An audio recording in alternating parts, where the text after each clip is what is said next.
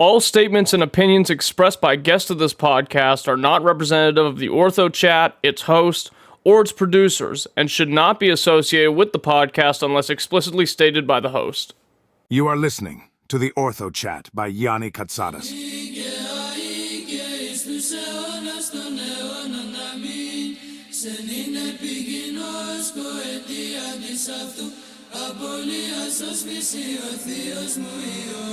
Συγκαρκατάκησε όλες τη αμαρτία και παρεδόθης τελείως τη ραθυμία της εξαναστήσης σε κείμενο.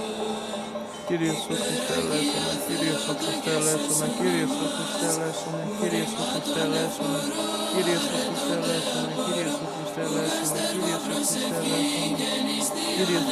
ελέησον, Κύριε Σου Χριστέ ελέησον, Κύριε Σου Χριστέ ελέησον, Κύριε Σου Χριστέ ελέησον, Κύριε Σου Χριστέ ελέησον, Κύριε Σου Χριστέ ελέησον, Κύριε Σου Χριστέ ελέησον, Κύριε Σου Χριστέ ελέησον, Κύριε Σου Χριστέ ελέησον, Κύριε Σου Χριστέ ελέησον, Κύριε Σου Χριστέ ελέησον, Κύριε Σου Χριστέ ελέησον. Greetings in Christ, brothers and sisters. Welcome to episode 44 of the Orthochat. We are here today with Father Colin Bauer. Father, how are you? Oh, thank God. How are you, Yanni? I'm good, thank God. Do you want to start us off with a prayer? Sure. In the name of the Father, and of the Son, and of the Holy Spirit. Amen. O Heavenly King, the Comforter, the Spirit of Truth, Lord, ever present and fill us all things, treasure of good things, and giver of life, come and dwell in us and cleanse us of all impurity and save our souls. O good one, O Lord Jesus Christ, our God, guide this conversation that we'll be having, and may it be edifying both to ourselves and to all who listen. Amen. Amen. Father, before we get started, tell me what's new. What's the word? What's new? There's a lot new. There's been a lot going on. Thank God. We're getting into fall, so things are starting to get into a regular routine. But our parish is starting. Cool down, literally. Yeah. Huh? Cool down, literally. Yeah. No. But our parish is starting our church school this year in our new building. So we just finished our building for our day school. Thank God. And we're going to be having classes in it. So we have, I believe, 8 students now. So we're starting small, but we have a lot of young families in the parish and whose kids are too young. But so Lord willing, we'll be running out of space in the new building soon. But yeah, so things are going well. It's very, a lot's happening. Yeah. Summer, even if you're working with the church or even just doing anything, it's very chaotic. You're trying to get the most that you can out of it, but at the same time, nobody's really on a schedule because everyone's vacationing, trying to enjoy the weather. But, there's something nice about stepping into a routine and getting back into a regular schedule, just take your mind off everything. So I'm excited for the same thing in a way. Of course. Yeah, this summer was particularly chaotic in that regard, but yeah, thank God. It's good to be able to, even in the summer, it's good to have at least some sort of plan. It's good to have some sort of thing to hold on to, whether that's just your prayer rule or whatever. It's yeah. If we just go in it without a plan, then we end up getting nothing out of it. At least that's my experience. Yeah, I mean that's with everything, but starting from, I guess, the beginning of time as far as you're concerned, tell me a little bit about what your young life was like and what about it made you care about God and the church. Well, I was raised in Southeast Michigan. I live in Southeast Michigan. So I was raised evangelical, Protestant, Presbyterian. So I was not raised Orthodox. Had no understanding of Orthodoxy until later on in life. But anyways, my family grew up very involved in church life, in Presbyterianism. I went to church, I want to say 3 to 4 times a week, every Sunday, Wednesdays, Sunday evenings, sometimes Friday evenings. Spent a lot of time doing Bible studies, things of that nature. So I've been very, at least conscious of the religious life, even from a very young age. But it wasn't until later on that I really was forced to decide, am I going to make this my own or not? So I grew up with it. I was raised with an understanding of the scriptures, of the faith and all of these things. It wasn't until I moved out of my parents' house, I was 19, then I really was struck with, well, what do I believe? And how am I going to make this my own? Which led me down a path that has I'm here now. And Right. ultimately led me to Orthodoxy, led me away from Protestantism. So thank God. Yeah. Thank God for that. No, what was your first encounter with the Orthodox Church? Because everybody, it's not like everybody, especially in the Midwest, like United States, like knows about it as like a present entity. So like, how did you end up running into it? Right. Well, I was really the more I read the scriptures as a Protestant, the more I was not convinced of Protestantism as an entire structure. Very quickly into reading the scriptures, on a regular and meaningful basis, the concept of sola scriptura really fell apart. So I was just looking for something.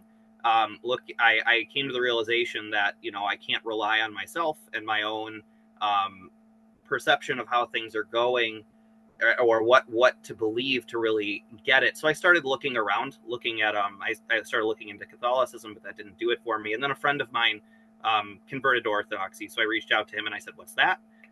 He sent me some books, and I started reading these books. At the same time, I had moved into the area I'm currently in to help start a non-denominational charismatic church, and the pastor there was so convinced that what we believe is in line with the early church, he started giving me some of the fathers to read, which made my convictions even stronger that I was in the wrong place.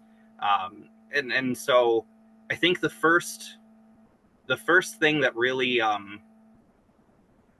made Orthodoxy something I was aware of was the Orthodox Church by Metropolitan Callistos Ware. Hmm. The friend of mine gave me that book, and I read that in like 2 days and was like, "What is this thing?" And there's a Greek church right down the road from me. So we're very blessed in Southeast Michigan. Um, it's a very high concentration of Orthodox churches. Within an hour of me in any direction, I think there's 4 monasteries. There's probably 20 parishes. There's a lot. Wow. So yeah, so the Metro Detroit area. Detroit was a major center of immigration, and so a lot of Greeks came here, a lot of Serbs, a lot of Russians and Romanians. That's the main kind of population we have here. But they all built churches when they came here, and so yeah, it's really this area is very unique. I know in a lot of other places in America, your nearest church is 4 hours away. For me, it was 10 minutes when I looked it up and said, "Oh, look at that." And Yeah. so yeah, my first liturgy was on a Saturday. It was the feast of Saint Nectarios in, I want to say, 2012, 2013. I don't know. It was it was a little over a decade ago, and it was a few old Greek women and me. So the service was almost entirely in Greek until the priest turned around at some point and saw that there was one person who was very confused in the back, and so he said the prayer behind the Emvon in English, but then spent at least 2 hours after the liturgy just fielding my questions and talking with me, which was really wonderful. But even then, I mean, I didn't really know what was going on. I had never seen the inside of a church before, because at this time there was like no live streaming, there was no media, so I was completely hit unawares of what it was I was in store for. But I very quick it was a very clear moment for me where I was like, this is where I belong, and this is right. And the more I've been in the church, the more that has been confirmed. So even though it was not in a in a language I understand, I'm still trying to understand even when it's in English. So there's that.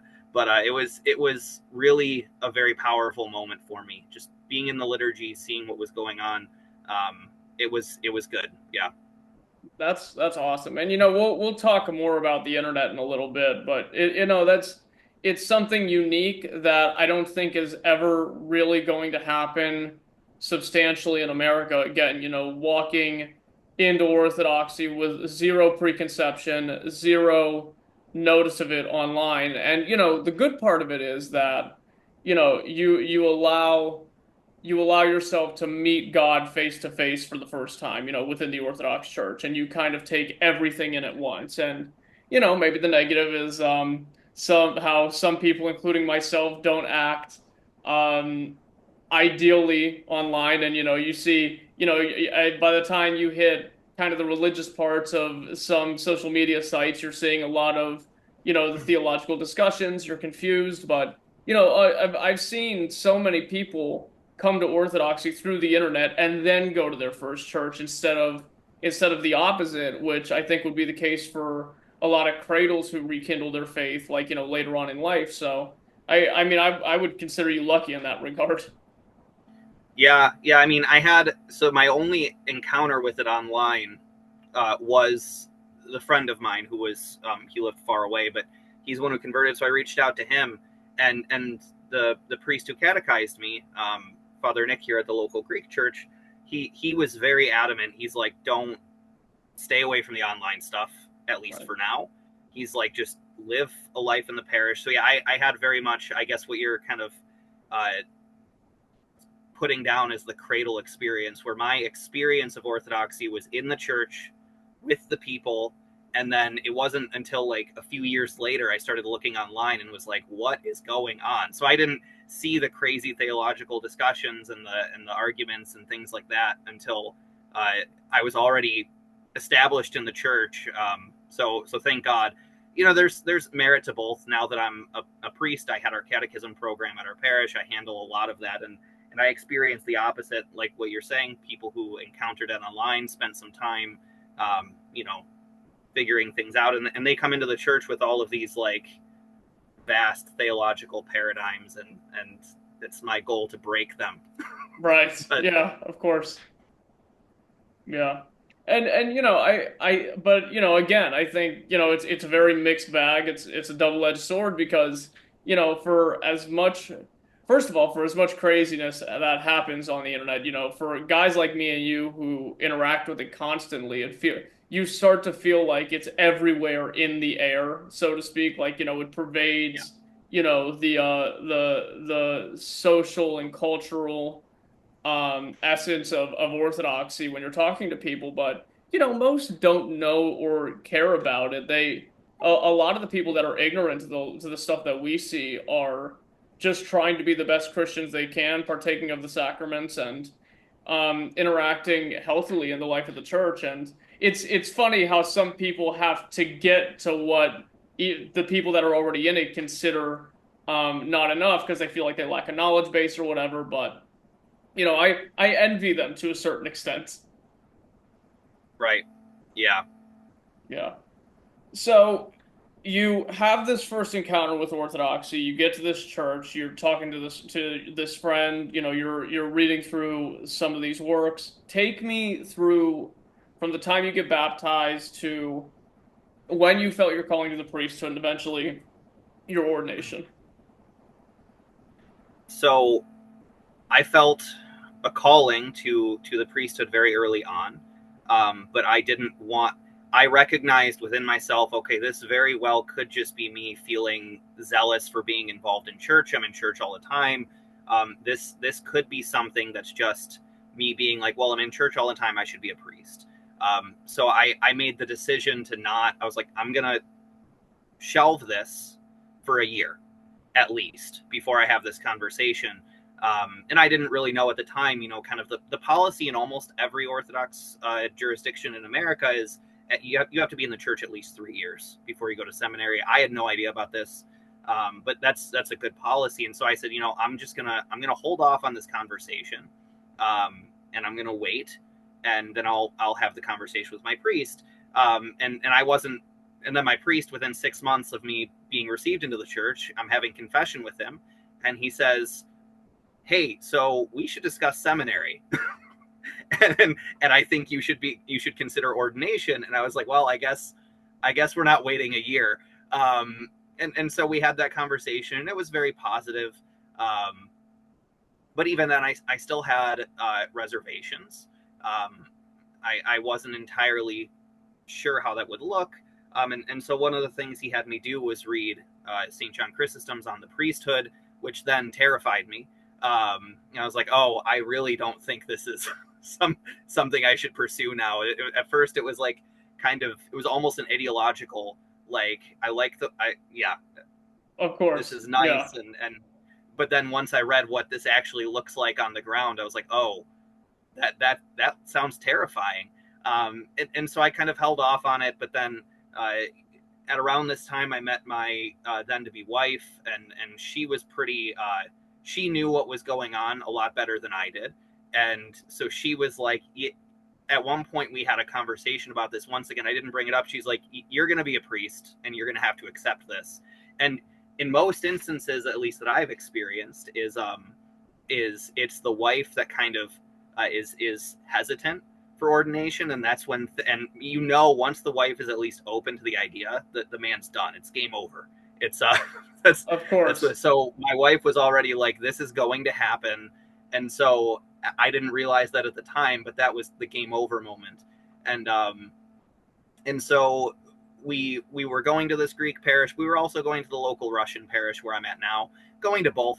There was a lot more stuff going on in the Russian parish on weekdays, so we were there on weekdays, and this further got confirmed to me. I started confessing to the Russian priest, because in the Greek church, at least in the U.S., the policy is confession by scheduled appointment, right? At least that was the case in this parish. I mean, it's a massive parish, the one by us. There's 600 people there on a regular basis, so it's one priest. So he can't handle, like, I'm going to have confessions on a Sunday morning or a Saturday evening. That's not tenable. So he did things by schedule, which made it really difficult to lock down. So he said, well, you should consider confessing at the local Russian parish. They do it every Saturday night. Started doing that. And then the priest there also started saying, you should go to seminary. I was like, well, okay. Then ended up, we became parishioners at the Russian church, just because we were there for basically everything outside of a Sunday morning. We were doing their parish church school, which they did Saturday evenings. So my wife and I were both teaching the kids there. We were involved with the lives of the parishioners there in a much more tangible way than at the Greek church. So he's just started saying, okay, well, we're basically parishioners at this parish, but going to another parish on Sundays. So we made the switch. And then I met the local bishop here, the Russian bishop, Archbishop Peter of Chicago, and Father Gregory, so the priest at this parish, who I'm now an assistant priest at, introduced me to him, and we started talking about seminary, started talking about what that would look like. And I at this point was already well established in my career. I work with automotive composites in polyurethane research and development at a local chemical company. A local location of a global chemical company.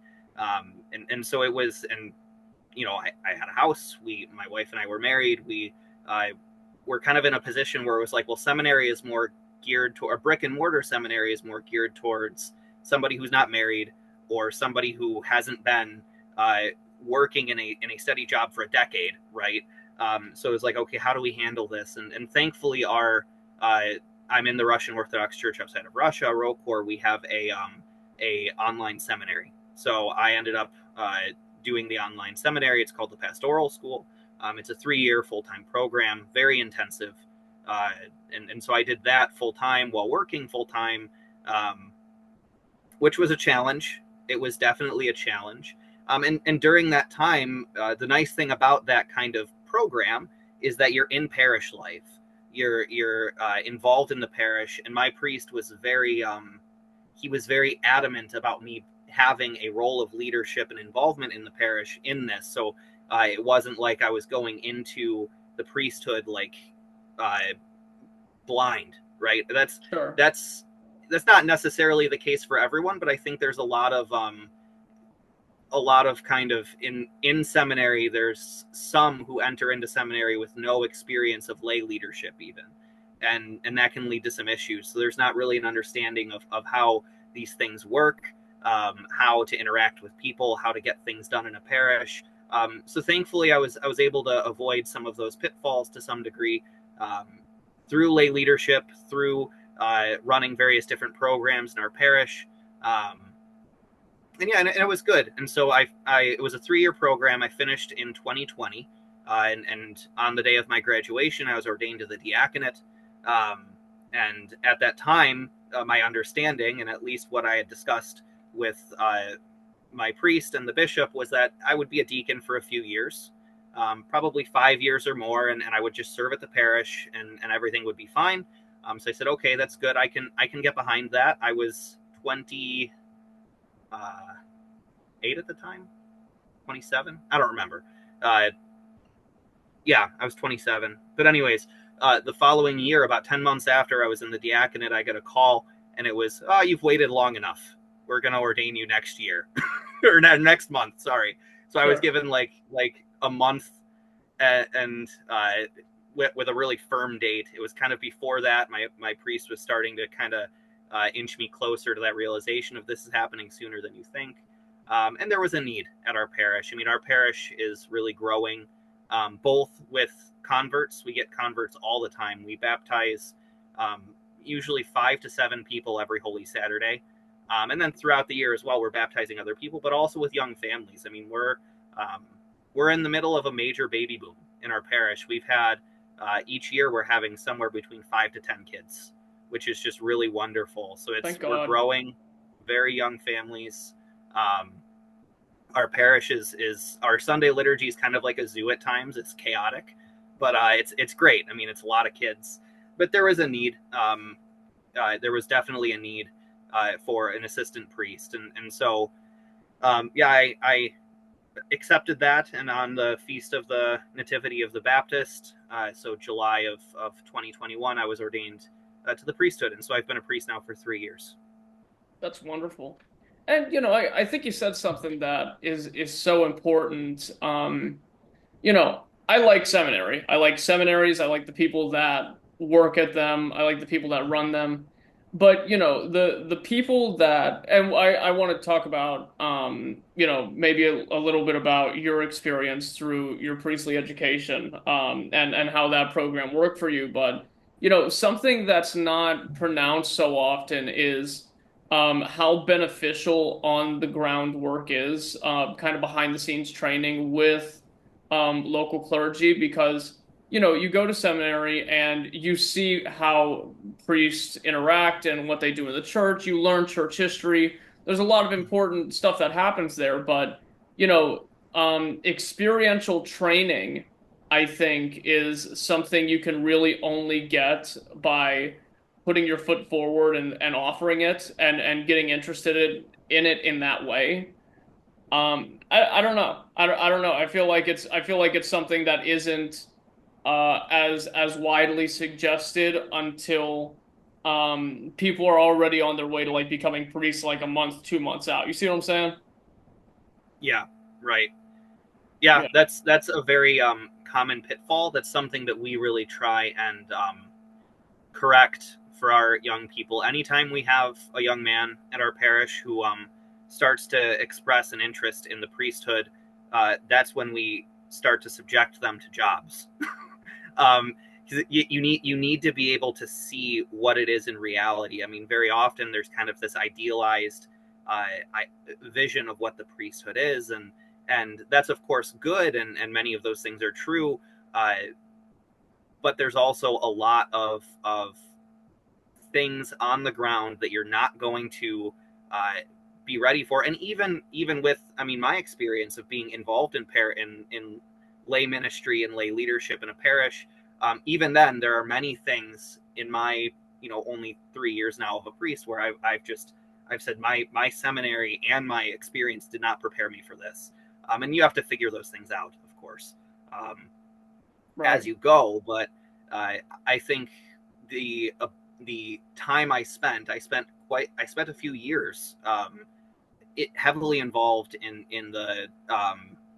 various different roles in the parish before I even entered seminary, and before I was ordained even to the diaconate. So having that, I think, is very important. That really helps to shave off a lot of the sharp edges that might be in somebody, because that's also a very big temptation when somebody goes into seminary, is ordained. They kind of have this like idea that they're just gonna go in and if they don't like something, they're just gonna change it. And it's like, well, that doesn't work.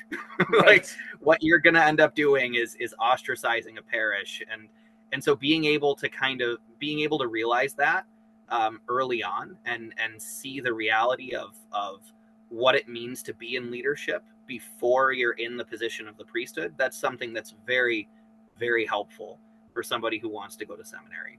Yeah. I mean, you got I mean, this is what I've been doing anyway for the past couple of years, it's almost like you're training to be a cop, It's weird because it's like you hear about like, okay, well you go do a ride along and it's like, okay, but you need to make the ride along last like 9 months minimum. Like, hit up the priest, ask him if you could run like a children's Sunday school, ask him if you can help clean the altar. During the liturgies, you should be sitting back in the altar with him, writing with a notebook, just watching what he does, systemizing it for yourself, asking him how he handles financials, people who are having domestic disputes, people dealing with death, like, all these things that are either very menial and boring or very intense and taxing and require some creativity out of you.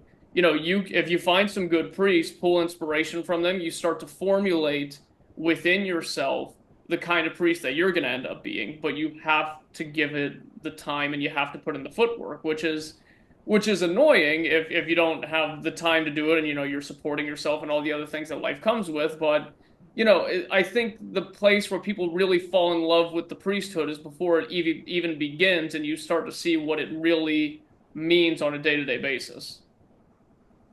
Right. Absolutely. Yeah, it's very important to if you're seeking out the priesthood, to latch on to the local priests, and latch on to those priests that really connect with you. And yeah, the idea of a notebook is very helpful. That's something that a lot of people don't do nowadays, especially in our kind of technology-addled world with, this having that physical thing that can really help you remember, help you retain that information. That's very helpful. I mean, I've had a notebook since I was ordained to the subdiaconate that I've just continued to fill out with various different things. And I keep that with me every time I go to church. It's very helpful. It's very useful. It's, and that's also something that I think is important is a lot of people will focus just on the priesthood and how the priest reacts, but there's various different levels of ministry, right? And that's something that is said when you're ordained a reader. The bishop says he says, my son, the first stage in the priesthood is that of reader. And I think it's very important for us to not downgrade those things, to Yeah. really try and not say, well, yeah, sure, I'm a reader now, but someday I'm going to be this, so I'm not really going to focus too much on the liturgics or handling the service books, or same with the subdiaconate, which is just a wonderful, phenomenal ministry. But really just leaning into those, what you're capable of doing now as well. So look at what it is you're shooting for. That's very important, but also where am I at now and how am I going to do the best I can in this current role? Those are very important things. And if you can really excel in what you're doing now with humility and with seeking to do these things as best as you can, that'll really help you going forward. Because as a priest, this is something that my spiritual father, also the rector of our parish, he says all the time. He says, I am a priest, a deacon, or a subdeacon, a reader. I call him our Reverend Arc Reader sometimes whenever he's reading on the Kleros. But yeah, so it's very important to really lean into these things as well, and because all of those experiences are going to help you in your ministry, and not really valuing those things will very much hinder you in your ministry. Oh yeah. And I think kind of the connotation of what you're saying brings up this larger point that, America, I say it so often on here, it always sounds like demeaning, but it's not. It's like, America's new, American orthodoxy is new, American jurisdictions and American parishes. This is all, frontier land, as far as orthodoxy is concerned, compared to the 1,000+ year old Church of Russia, the 1,000.5 year old Church of Greece, maybe a little bit more. And what I see happening is, just like what you're saying about taking on the full responsibility of what a reader, what a chanter, what a deacon is supposed to be, all the way up to the priesthood and the Episcopal orders. We're going through like this traditional renaissance where we're taking a lot of the casualness and the flippance out of, you know, what orthodoxy has, what the attitude of orthodoxy has become in some places, and we're re-electrifying it with I don't want to call it an order of strictness, but kind of a vibe of what it used to be in a lot of ways. And you know, there's definitely people that make mistakes in the attempt of that, but you know, it's gonna look really weird in like 60 years when, you know, America is teaching other parts of the world that have been Orthodox forever about what traditional Orthodoxy looks like. And it's really important that, you know, we talked about it before, these young converts coming in with a zeal for the theology, these priests who want to do everything to the T, to the letter, and putting lay people through intense and honestly the only way to say it is these 100% catechesis classes that we form orthodoxy into a fuller version of itself within the United States. Not that it's not full everywhere, but you see what I'm saying. Right. Yeah, absolutely. I mean, that's something that I think a lot of people don't really recognize, especially in our culture of Amazon next day delivery. You know, people want things now and expect things now, and they expect things to just happen, right? And it's like that's really not how it works. And that's also something that we see. I mean, for example, in the life of oh, what is his name? Forgive me. He was a Greek priest in the Congo, Cosmos. Can't remember his last name. Anyways, there's a book about him. But one of the things that he really emphasized, he reposed, I think, in the early 2000s or in the late 90s in a car accident. But he really emphasized the children in the church. He's like, you know, the converts, those who convert to the faith, is like they're going to do what they can to learn the faith as best as they can.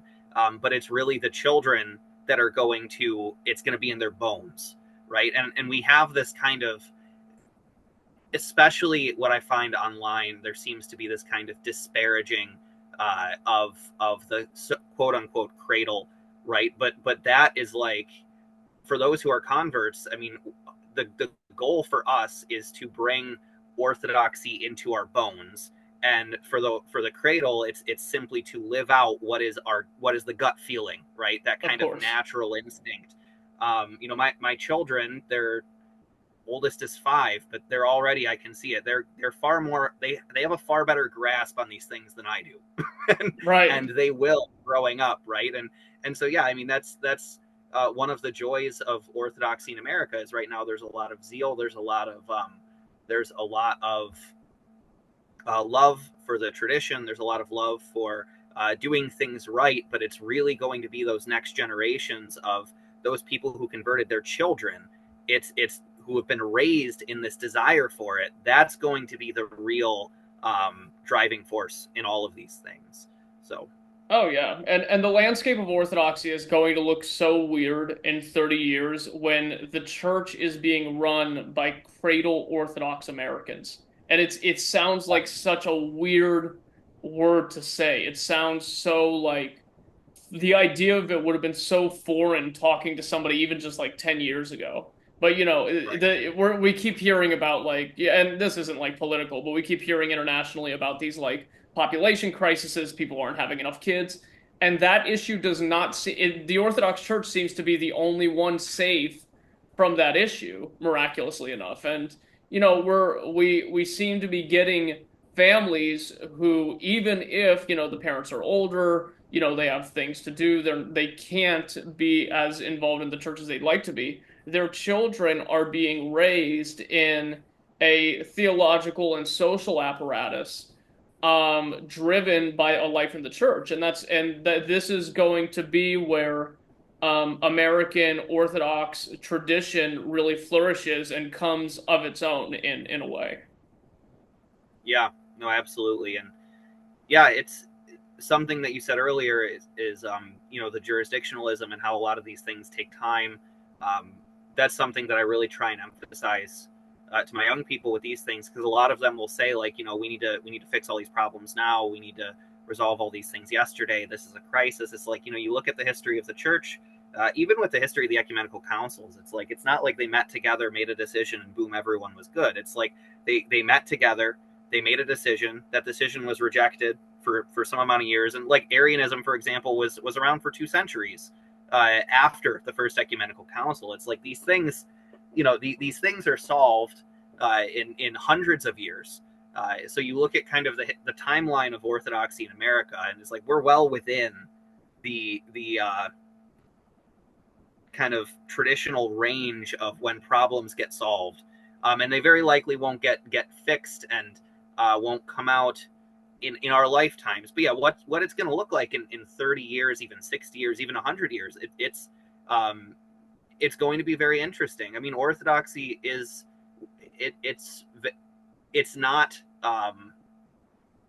stuck in the past, which a lot of people criticize it of being. It very much takes the faith and applies it to its current context. And what we find in the Western world is a different context than what Orthodoxy has grown up in for all of its life. And what that's going to look like, I couldn't tell you. I couldn't tell you. It's going to be this incredible like mixture of everything. Like, I'm pretty good friends with Father Barnabas Powell, and bless you. And he he has like this very kind of like charismatic Protestant kind of preaching style, and that is just as compatible to Orthodoxy as like Father Panagiotis, who runs Trisagion Films, who also operates in the United States. And then you have Russian priests, you have Americans who come into the Orthodox Church from all different parts of the country, which you're talking to a guy from Chicago, the difference between him and a guy from LA is like night and day. And you have all these big personalities coming together to form a kind of orthodoxy that is strict in its theology, but everybody from everywhere can find something that resonates with them in this really kind of all-encompassing way, which is what I think is going to make American Orthodoxy so special. Yeah, absolutely. I mean, that's really ultimately baptizing the culture, right? It's America from its beginning has been kind of understood as a melting pot, and we're seeing that happen in real time, and it'll happen in God's time as well. And what we can be confident that the Holy Spirit is guiding this thing. It's what is going to happen, we don't know, but yeah, that it's really beautiful seeing these traditions come together, encounter each other, and come away, changed, come away different than what was there before. Not like, of course, not changing the faith, but you have, in for example, in my context where I'm at in Metro Detroit area, we have all of these different.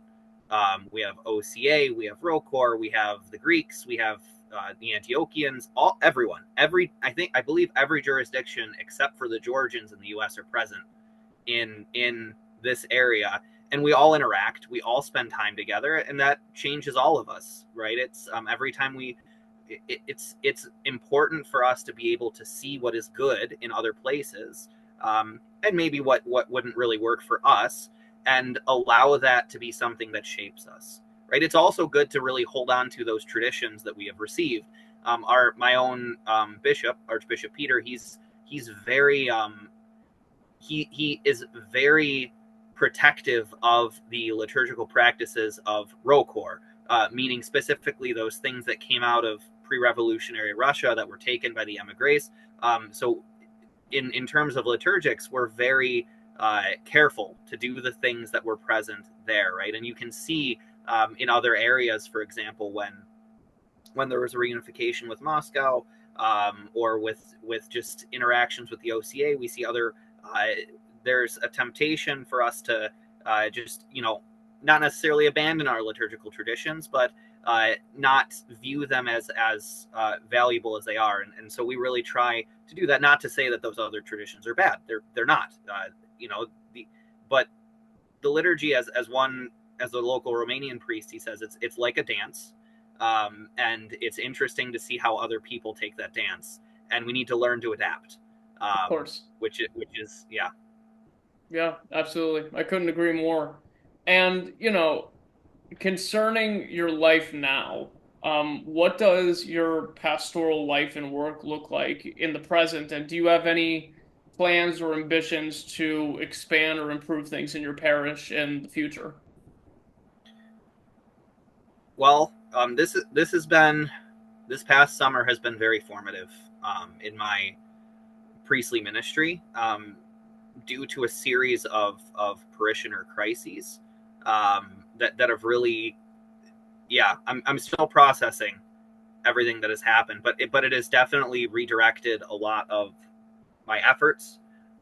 One of the things I've started doing, I actually started it last night, is well, it's been happening for a while, but last night was kind of the first. I've started building caskets for our parish and for the local community. So provide we had quite a few deaths this summer, and just seeing how very often our kind of funeral industrial complex really takes advantage of grief. Um, that's been something that has really struck me and has really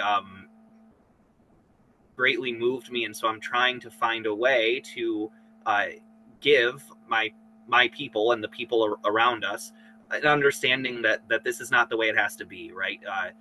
You don't have to go into you don't have to take out a second mortgage basically to bury your loved one. You can do it with dignity and with love, but in a manner that's not going to break your bank. So and that's been something I've been thinking about for a long time, but now is at the point where I'm actually starting to put these things together, and so we'll see where that goes. But that's something that kind of answers all of that question in a Right. sense. That's very much taken. It's taking a life of its own. It's something that I'm trying to change for our parish. Um, and then the other thing that I do on a regular basis, I mean, I'm our parish catechist. So I handle people who come in to the church. And when I started this thing, I started with nothing. I had nothing to work with. So I built my catechism program from the ground up. And so that's a continuous improvement. That's been going on for now 7 years. I've been doing catechism for 7 years. And every year, with my catechumens, I'm tweaking what I'm doing and trying things different. It's like children. It's Yeah. like each child you have, they're almost an experiment, and you learn from when. And this is kind of the unfortunate reality of the oldest child. They're like they're usually the ones with the most things that happen where the parent goes, well, that was a mistake. I'm going to Right. fix that for the next child. But thank God, I mean, many of the people who I catechize in the first round are still in the church and still living a very healthy life. So there's at least something there to be thankful for. But Thank yeah, God. with catechism, I'm continuously adapting how it is. I'm applying these things. I started off very much heady, very theologically dense. It's very much turning into the most important thing is, are you saying your prayers, and are you fasting, and are you reading the scriptures? And this is what I really emphasize for my catechumens. And once they get that regularly, then we can discuss baptism. Then we can move forward. It's not, can you articulate the doctrine of the Holy Trinity? I remember very early on, I tried to combine my classes on the Trinity into one like lesson. We were there for 4 hours. It was like midnight. We were all miserable, and I was like, okay, this is not working. Right. And now at this point, it's more my there's a really good book actually. I have it on the shelf. It's called Orthodox Faith, Worship, and Life by Hiram Gregorios of Mount Athos. It's his catechism. And after I tried to do this course, I read this book, or I tried to do this class on the Trinity, and in his book, the section on dogmatic theology, the portion of the Trinity is like maybe 2 paragraphs Right. about how we understand God in silence, and he's like, just say your prayers, and Yeah. this will be revealed to you. And I'm like, oh, okay, this works. So yeah, there's it's good as a priest to continually evaluate what it is you're doing, assess how it is you're either catechizing people or serving the services, or really anything. but look back at it and say what worked, what didn't, and apply those things. Right. Well, first of all, we have a small but growing prayer community on the Orthochat Twitter. If you want to send me over the names of those who have passed in your parish, I'll gladly post those on there so we can have prayers for their souls. I'd be more than happy to do that. And, second of all, concerning what you're saying about catechesis, I think what a lot of people who are first coming into the church kind of know but don't internally understand is that you can't really put the cart before the horse unless you really want to make life rough for yourself. Yep. The grace of the Holy Spirit is something that is invigorating and it opens up our noetic eye. And because of this, living a life of consistency, which God loves our consistency. If we want to talk about the things that God loves from us, it's love and it's mercy, but it's also consistency, which isn't talked about enough, I think. Once somebody starts getting on a regular prayer rule, they are fasting consistently. They are taking every opportunity to participate and handle situations gracefully in the way that God would want them to.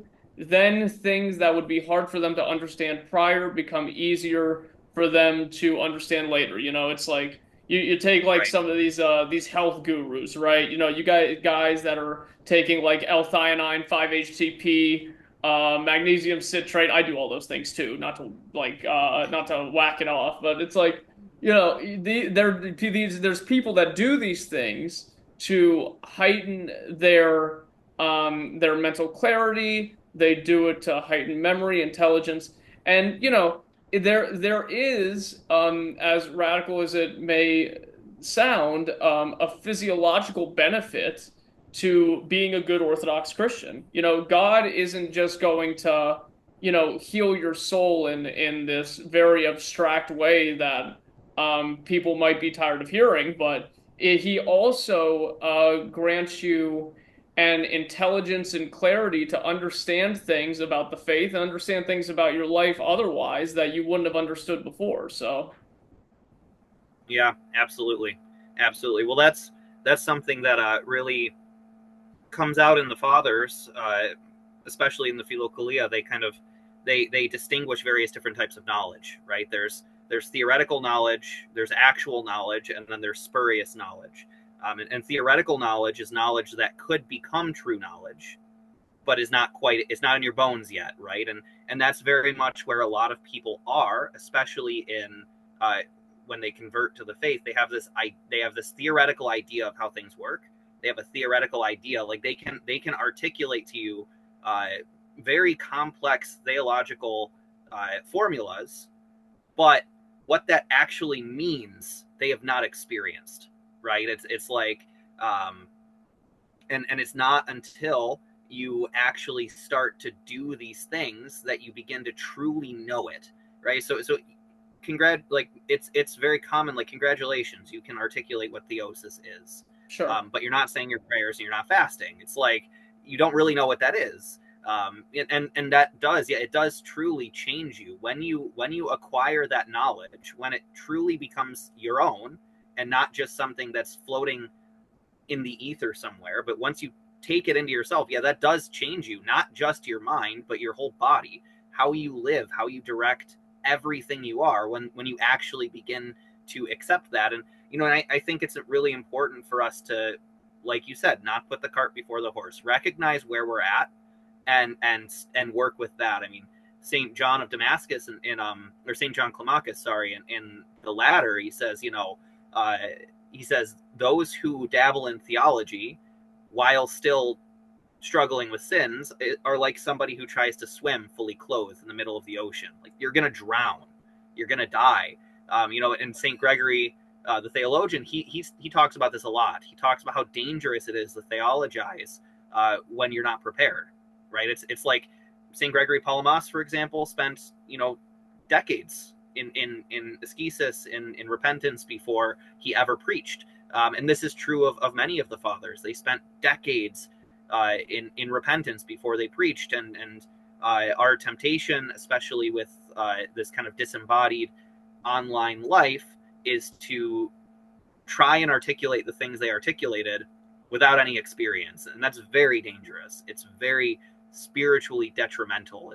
That's something that I mean, I'm on social media, of course. It's That's how something we I'm certainly guilty of from time to time. So right. Yeah. But my general rule is, especially with theology, do not argue theology on the internet.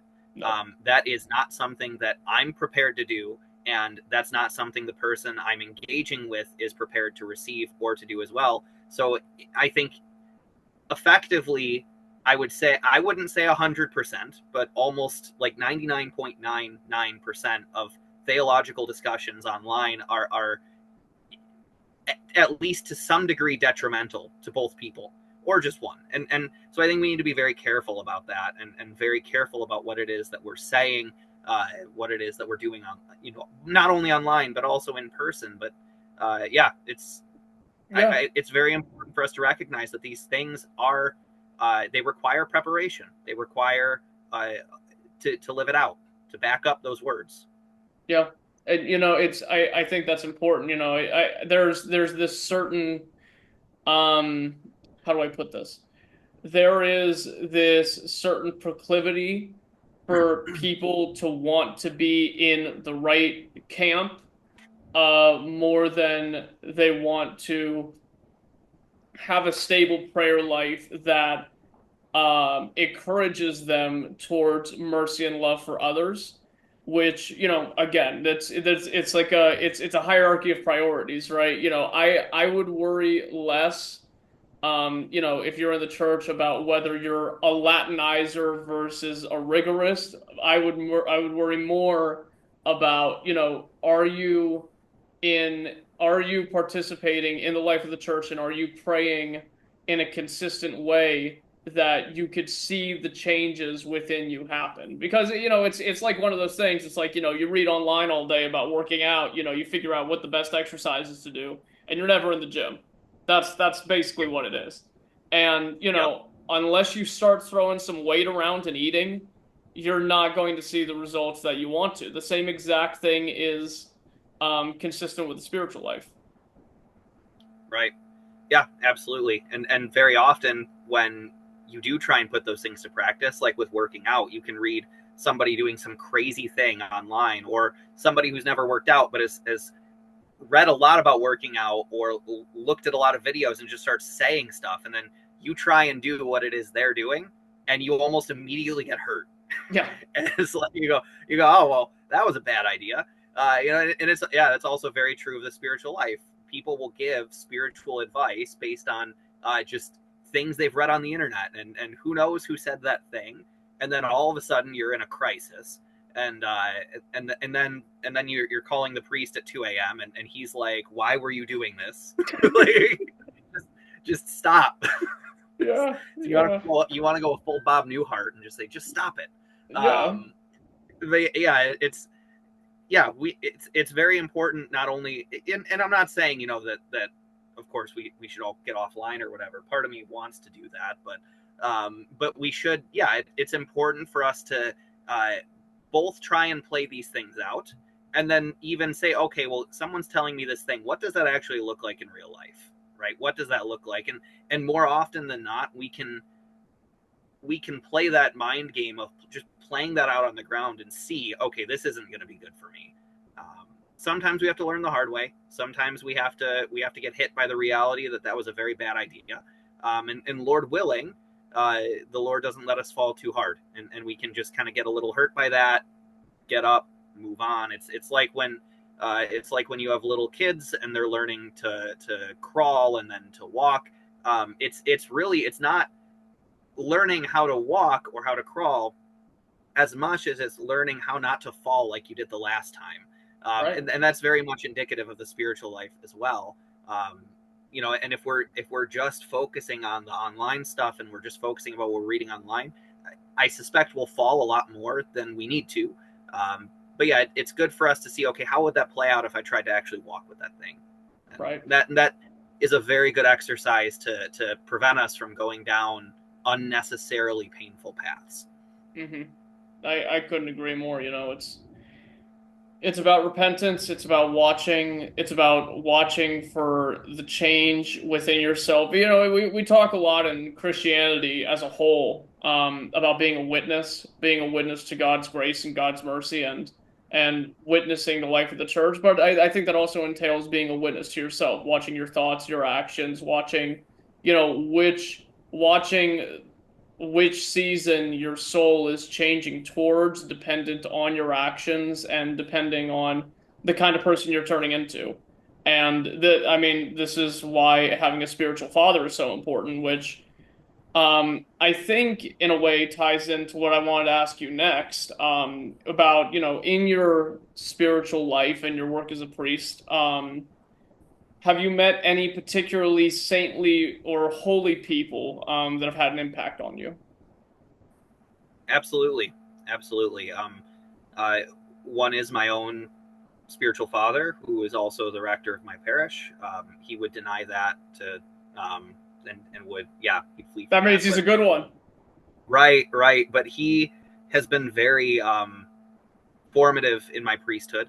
Uh, yeah, effectively, if I can be anything, if I can be half the man he is, then I will have done okay.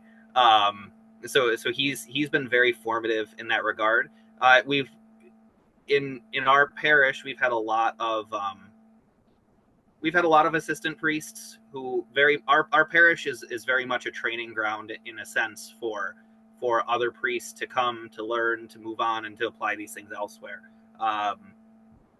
So there have been many encounters with very holy clergy.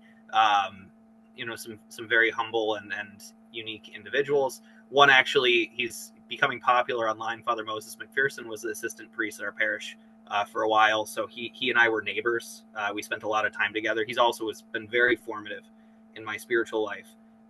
Just spending time with him, either riding bicycles or doing some sort of woodworking project together. That was very helpful. But also, I mean, thankfully, in where we're at in Michigan, we have so many monasteries around us. I'm actually going to be serving at one of them this weekend, uh, filling in for the priest there who is not able to serve this weekend. But it's so yeah, the nuns there. It's a convent. It's the Dormition Convent in Rives Junction, Michigan. They're hardcore. They're Yeah. they're wonderful women. Um, they're very, very formative in my spiritual life. Spending time with the nuns and just learning from them how they work.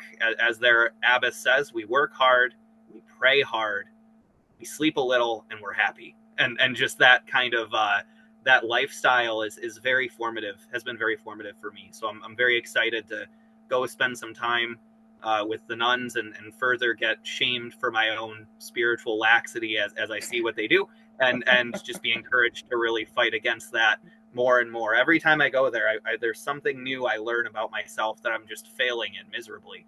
But they're so gentle about it, and they're like, well, now you know, do better next time. Oh yeah. but And the thing with monastics is that, they'll make you kind of give yourself a gut punch and they won't even do anything. Like, the right, Theo Panu up at the Nativity of the Theotokos Monastery in Saxonburg, I'll have confession with her and like she just gives me a look and I'm like, okay, well now I feel like garbage. Same thing with like, you get the Paisios in St. Anthony's in Arizona. Oh, you just got, and then you're just like, oh man, I shouldn't have.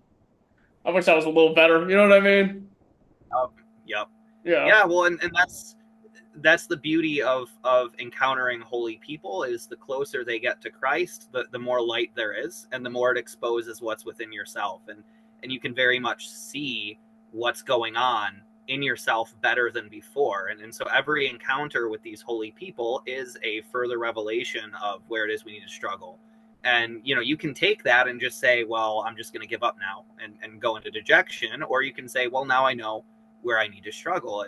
And yeah, it's very important to have those kind of people in our lives, especially that monastic context. That's something that a lot of our people who come into the church in our area, they'll just kind of cling to one parish and they'll stay there. And I encourage them, like, you need to go to the monastery. You need to go get beat up by the nuns, that you need to be subjected to physical labor, and see how they live, and allow that to be an opportunity. But yeah, having that ability to be in contact with holy people, it really just helps us to see ourselves and see where it is we need to struggle. And that's true also with the lives of the saints. Everyone has those saints that really speak to them and show in that same way. Every time we read the lives of the saints, very often we're put face to face with where it is we need to struggle. Oh, this saint was doing this. Well, I'm not doing that. So there's an area where I need to fight. Yeah, absolutely. And concerning your own spiritual health, in your life and your work, what lives and teachings of the saints assist and encourage you the most? Lately, I've been really encouraged by the life of Saint Mardari of Libertyville. He was the first Serbian bishop in America, and he actually reposed in the town that our parish is at. So he's our local saint. So he reposed in the University of Michigan hospital. My son is named after him. But his life is very encouraging, especially. So he was involved in a lot of building projects. He built the first Serbian monastery in the U.S. He was really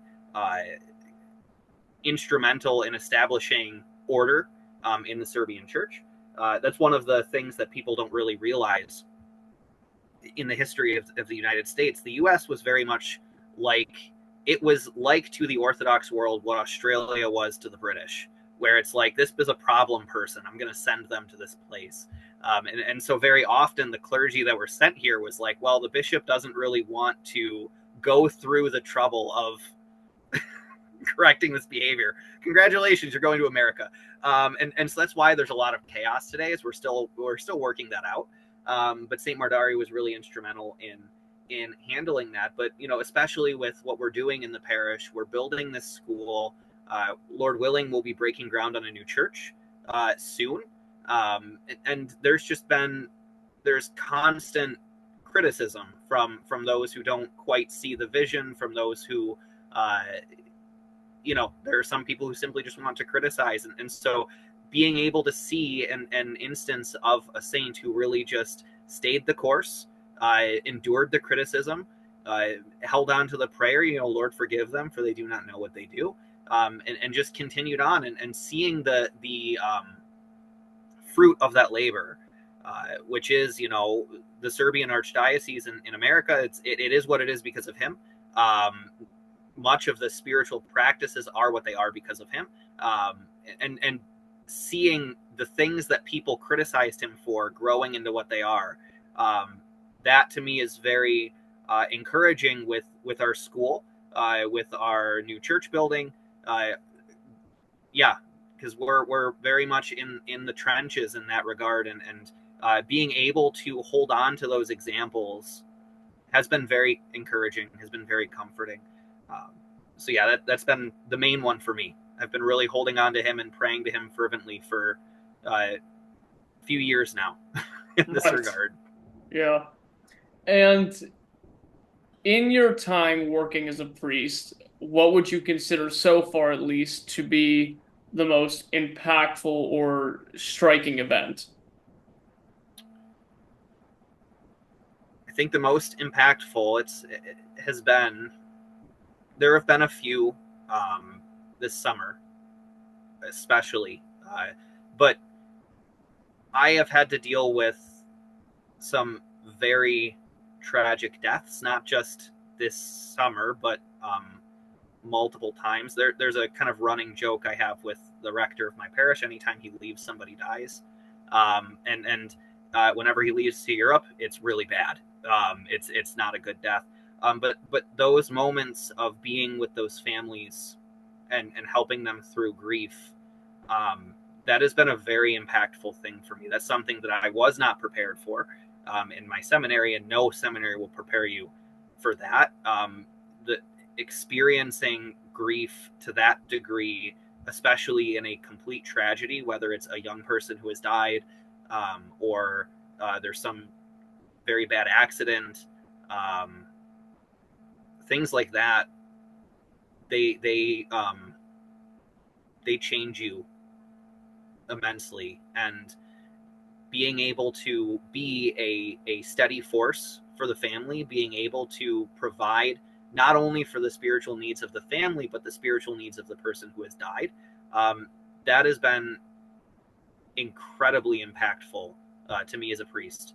Hard. It is the, I think that is the hardest part of the priesthood, is dealing with grief, is dealing with these kind of, especially these tragic deaths. But the hardest things are the most rewarding if you do everything you can to serve God through serving the people in this way. Yeah, that to me is the most impactful. Yeah. I want to throw a difficult one at you here because it's something that everybody who goes through this sort of thing wonders. So, on my island, in Greece, back in my hometown, we had a lot of death, a lot of young deaths, a lot of family deaths. My brother, both my grandparents, plus another 30 where I grew up. Here, where I'm from in Greece, it's, the past 2 years especially, it's been like I think like 19 kids have passed. It's been kind of insane. And the thing is that we talk about opportunity in the Orthodox Church, and it's not necessarily implicit that every tragedy and every hardship will always have kind of a spiritual silver lining, but it's how we handle it and what we make of it that through which we can reap spiritual benefit. We see this with the book of Job in the Old Testament. We see this throughout the Acts of the Apostles and in the lives of the saints. When somebody's dealing with death, that's emotionally impacting them personally, or somebody's helping somebody else deal with death just like you do, which I would say is just as hard in its own way. Um, what should we be doing in those early hours and days of this happening to make sure um that we are not damaged by it, but are getting out of it spiritually what we're supposed to through this, because I mean death being unnatural, through this unnaturally horrific thing that we have to put up with. Yeah. It seems to me the most important thing we can do is uh, cling to that which is stable. And you really see that in the church when somebody dies. The church breaks into, we read the Psalter, we serve the Panachida, the Litia, and all of that. But the church really provides a structure for some degree of stability in an incredibly unstable time. And if we can really lean into that, and not, I think the most important thing we can do is not try and make sense of it, especially when it's happening. There are times in which, okay, this is clearly God's will, or this was ordained. But more often than not, we want to say, why did this happen? And I want an answer now. That is very detrimental. That's very detrimental to us. If we can just sit with the grief and embrace the grief and allow the church's services and the prayers to shape that grief, then that's the best thing we can do. It's very often our temptation, especially so Americans are just terrified of death and we avoid it like the plague. And that is, in my estimation, the most unhealthy approach to death. We need to address it. It's coming for all of us. There's nothing we can do to escape it. We need to face it. And you read that in the scriptures as well. I mean, in Wisdom of Sirach, it says, if you keep your end in sight at all times, you will never sin. Right? If we have the remembrance of death, then we will order our lives accordingly. And then that also makes handling death much easier. If we ignore it, if we set it aside, if we say this isn't something that's going to happen to me, it's happened to every other human being in all of history except for like the two that were taken up into heaven, maybe that'll be me. Just if we kind of have that mentality, then that's when it hits us, we don't know how to handle it. We don't know how to handle it. So for those of us who experience it ourselves when we lose a loved one, being able to just sit with that grief and allow the church to assist us in that.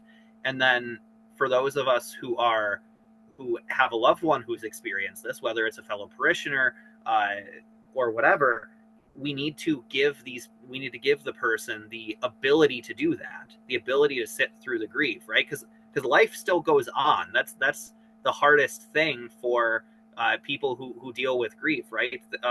Meals still need to be cooked, dishes still need to be done, but that's not something that you should do at that time. So, if you have a fellow parishioner, for example, who just lost a loved one, it's not only important to provide that hot dish, for the first week. The hardest thing in my estimation is like by week 3 when the food stops coming, and then you're just stuck alone. But so for those of us who are in a supporting role for that, making sure that stability is still present after that point, having a regular check-in with these people, having a regular kind of, I'm not necessarily we're going to maintain providing food or everything for like, months on end, but just, having them over, having a meal, things like that. So just providing that stability as somebody who is assisting with somebody who's grieving, that's incredibly important. And then somebody who is grieving, giving yourself the time and the space to address that grief, to sit with it, to process it. That's so important. And if we don't do that, which in America is very common, then it just prolongs the process. I mean, it's not like we grieve and then move on, but there is a way to grieve that is salvific, and there's a way to grieve that's not.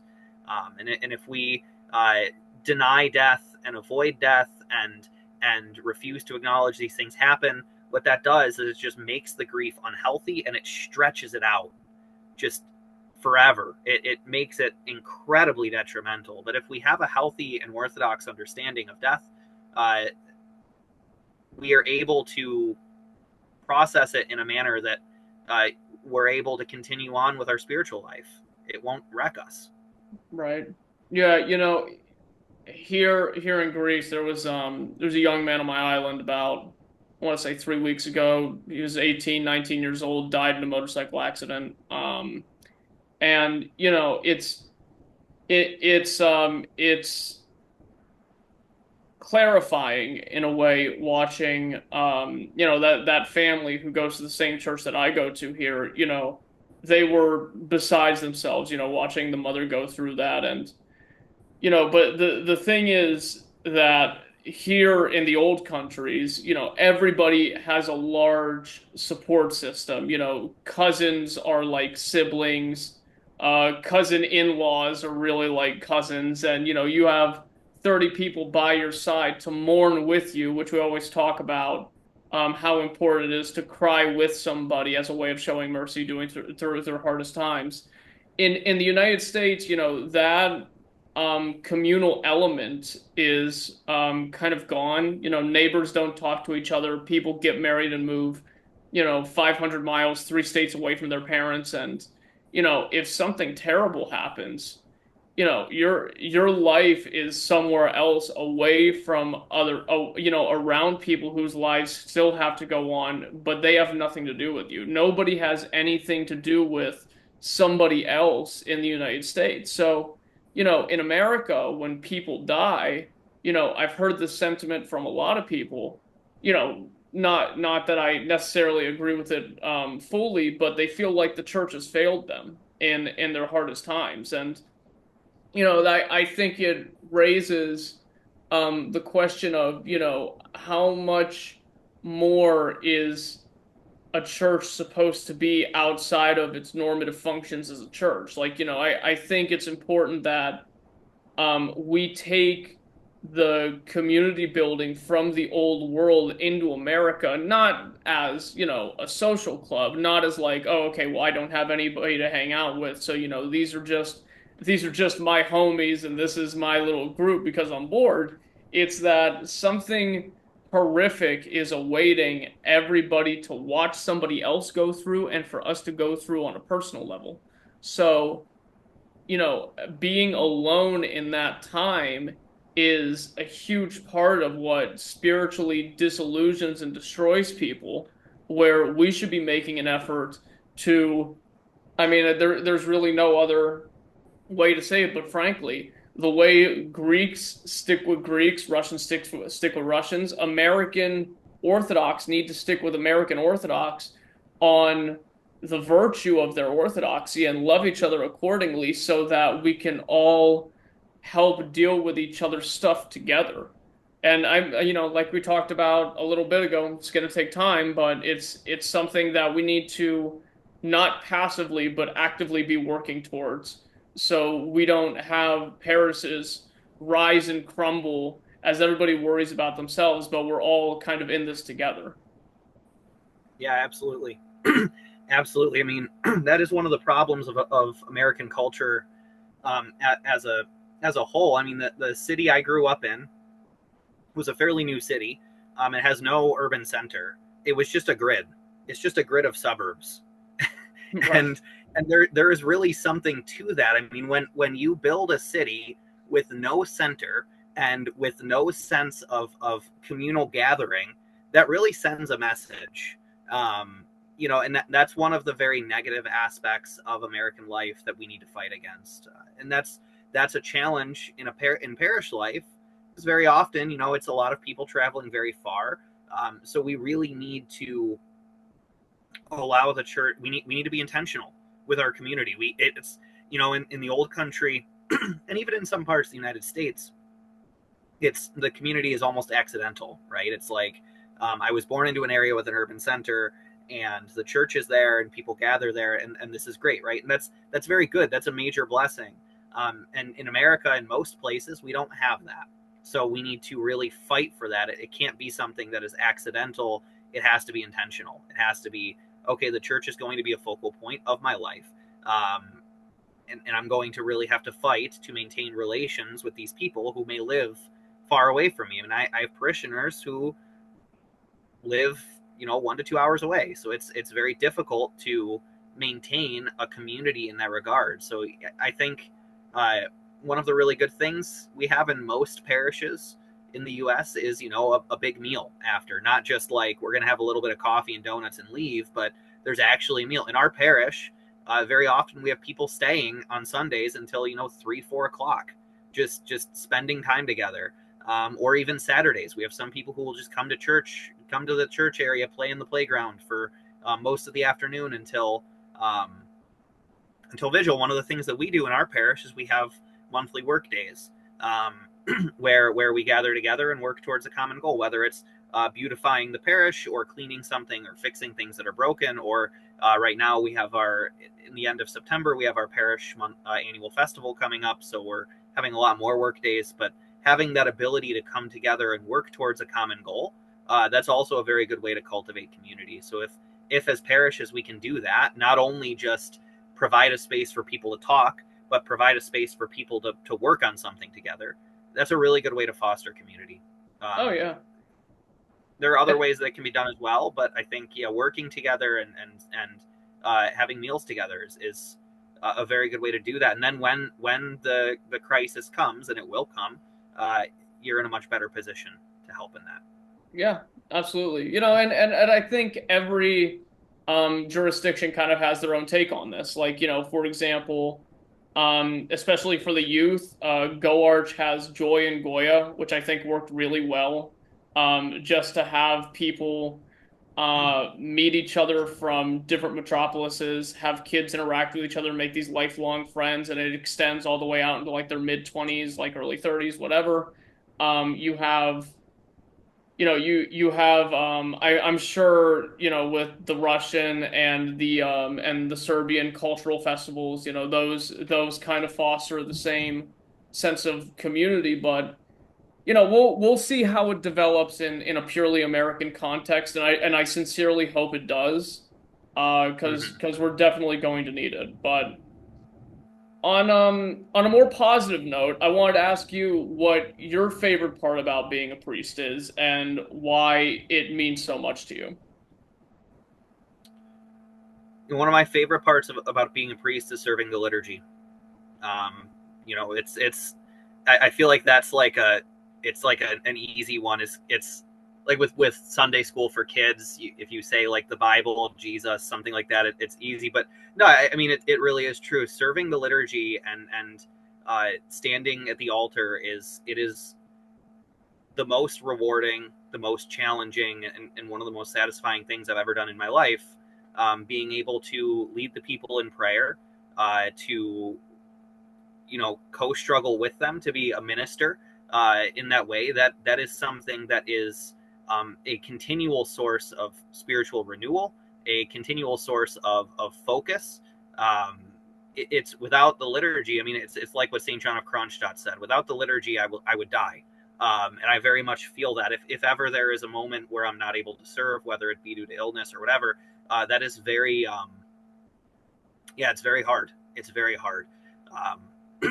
And even serving elsewhere, that can also be a bit disorienting. But anyways, so yeah, serving the liturgy, especially in one's local parish where the bishop has assigned them, serving at your altar, that is incredibly rewarding. Of course, serving the liturgy elsewhere is also very rewarding, but you're missing home. So like this weekend, I won't be at my home parish. I'll be at the monastery, which will still be wonderful. And it is by far, I think, one of the most beautiful cathedrals in America is this monastery. It's in the middle of nowhere, but it's wonderful. So it's nice to serve there. I go, man, this is better than our parish. Like our parish is a converted garage, so at least it's much more aesthetically pleasing. But it's not my own parish, so being at my parish is wonderful. But yeah, uh, it's a continued source of joy and of spiritual nourishment and of direction, that is ever renewing. It never really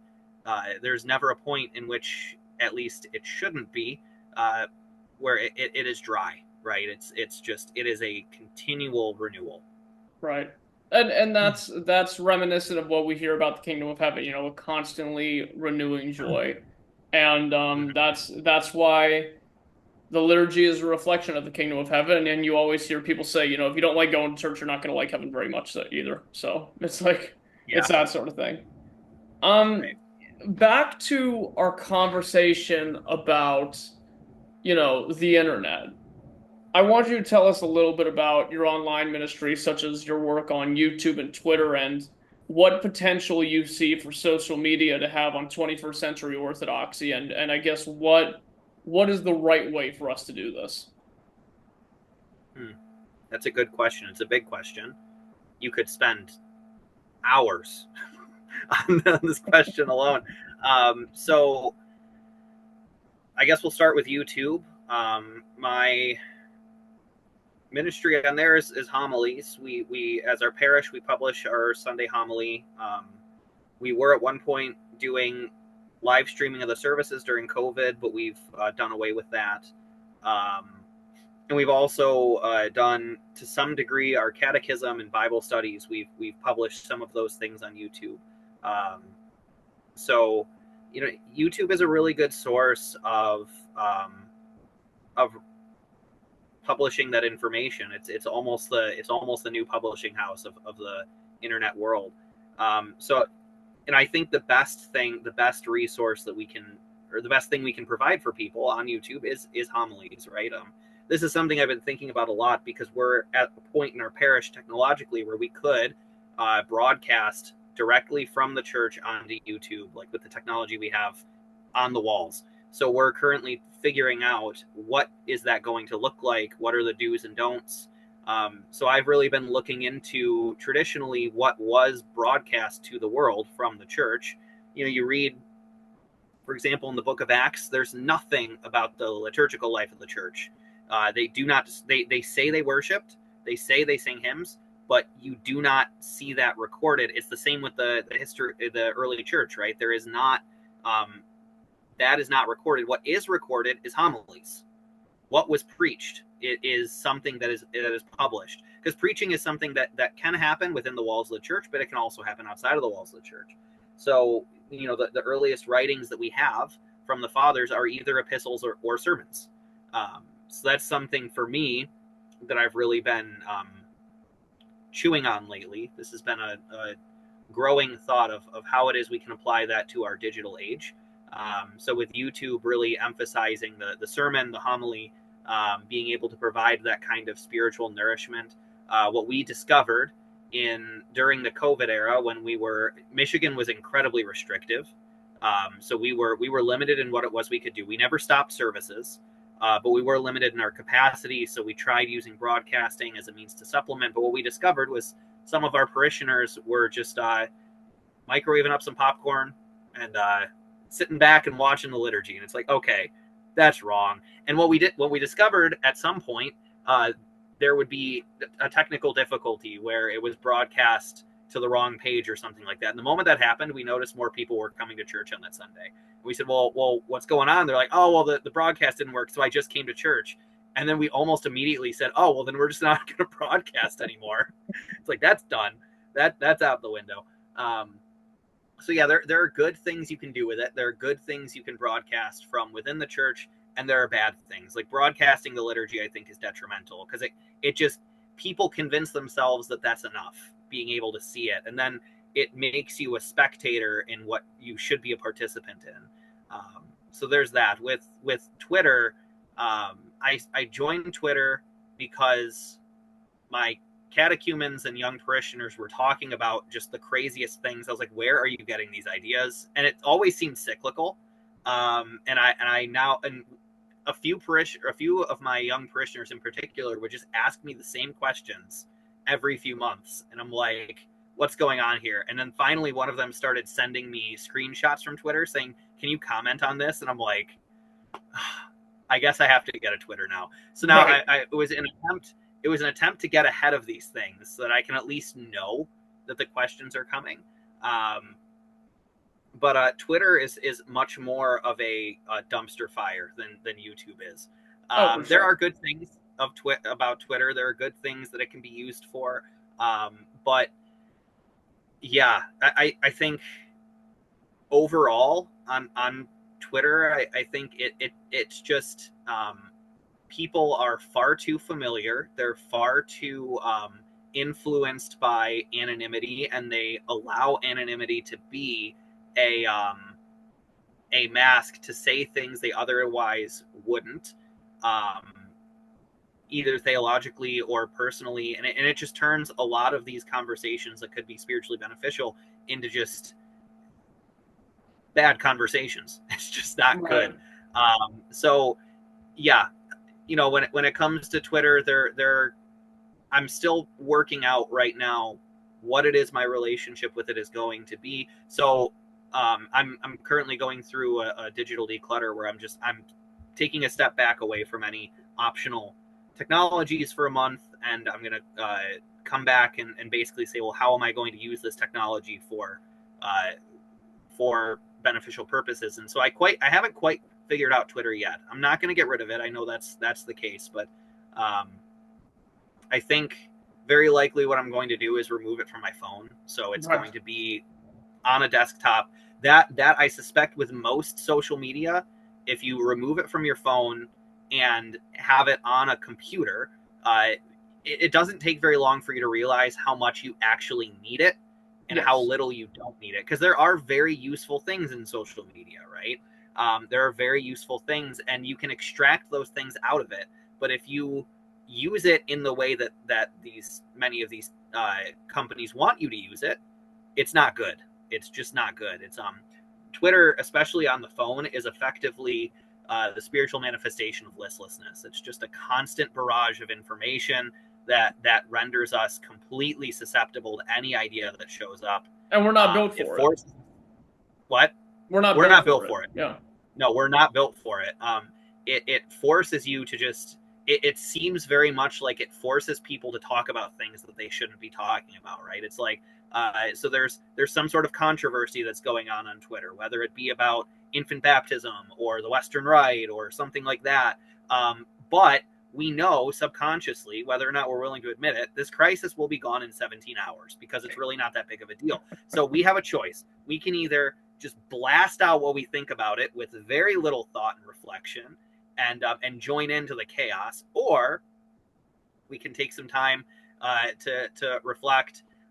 So basically, I have a notebook that I keep in my pocket at all times, and very often when I see these Twitter crises, I just start writing, and so most of my quote tweets people will never see because they're maintaining a notebook. But there's something important to that. We need to allow our thoughts time to grow and mature before they become words, because very often if we ruminate on something, if we marinate on it, and we can realize this is something either not worth saying or it is a good idea but it needs more time to grow, and Twitter really eliminates that. It is a it's a well, I guess the best way to put it, I mean, in Wisdom of Sirach, it says that a fool is known in his words and a wise man is known in his silence.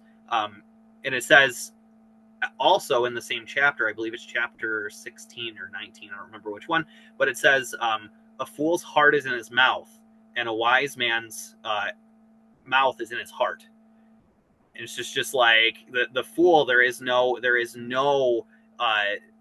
time, or there's no guarding of what's going on within the heart. It's all just there. It's just present. And we can see that in social media to some degree. Like everything I'm thinking is just instantly being put out there. Whereas with wisdom, it takes time to cultivate, to allow these things to develop. And so if we allow the social media to be used as it's designed, it's just terrible in every way. But we can use it in a spiritually beneficial manner. We just have to be intentional. We have to know why it is we're using this thing, and we have to stick to that. We have to say, okay, and the best way that we can approach that is to take a step away from it for a period of time, whether it be during a fasting period or for just a month or something like that, so that we can get away from it, realize what it is we were missing and what it can what value it brings to our lives, and then say, well, that's what I'm going to use the thing for. And that to me is, and that's what I encourage my young people to do. A lot of the people at my parish are thankfully switching back to flip phones because they were mad at me for a while. This is my phone. It cost me $20. I like it. And yeah, and it's $16 a month for unlimited talk and text. It's great. It's it can barely go on the internet. It is such a pain. When I bought it, I told the person I was like, I want the most inconvenient phone you can give me, and they were like, why do you want that? I was like, I'm giving you a task, but anyways, but yeah, if we can really allow the technology to be difficult to use enough to where we're not just gonna flip through it, that's when it gets to be problematic. Yeah, there's no greater demotivator than inconvenience. I think if you want to cut a bad habit off, just make it annoying for yourself to do. And I remember until I was like maybe like 16, 17, I had like this Koshira flip phone, and like everybody had iPhones, and because my parents didn't want me like sucked into a screen like for the time I was young. And I remember I used to like do this little trick. I was in like high school. I was like, "Hey guys, watch this," because I had like rubber roll, and I would just like slam it up against the wall, and nothing would happen with it. And it was like, "Oh, this is cool, isn't it?" But I think it speaks to a larger point of simplicity. I think we need to re-analog ourselves, because we are in a position as a society. We are getting a constant dopamine stream that has been intensifying in it's been intensifying in its repetitiveness like over the past like 10 years, because first you start on Instagram and it's like, okay, you could scroll for a little bit and it's just pictures, and you could look at whatever, and then Twitter comes along, and then that's a little more fast paced, and now the most insane thing in the world to me is TikTok, where you're extracting information from things and like a quick like giggle or whatever, like in 3-second increments, and right. Like there's no way this is good for us. And the thing is that we like to be very I guess, soft in our response to technology in the church. Not, I'm not saying that in like a negative connotation, but we're very like nuanced with it. We're like, okay, well, it could be used for good things, it could be used for bad things, which I agree that's true, but I don't think anybody would disagree that a wholesale simplification of everybody's life would do wonders for everybody's spiritual health. We I think people have a problem with motivation and prioritization because there's all these little things distracting us from what we should be doing. And in reality, when we say I don't have time, what we really mean is that if I was able to cut out all my distractions, I would be able to take my responsibilities that usually extend the entire day and condense them into about 5 hours. And I think that's especially true for people who are working, commission people that just want to get their prayer rules done, spending time with family. These things would all be accomplishable in less than a day if we didn't have to deal with this newly instituted obligation to participate the in this entertainment apparatus that's been created for us. So that I think what you did is great. I plan on I plan on getting a flip phone whenever I don't need to, constantly be monitoring this new kind of internet company that I've developed here, and it's my suggestion to anyone and I think you'd be with me on this, would just be to simplify your life, to leave some room for God to get in and do the work that you'll allow him to do, because God could flip you 180 within the course of a day, but the rate at which he changes us is completely dependent on how much we open the door for Christ. That's really all it comes down to. Absolutely. Yeah.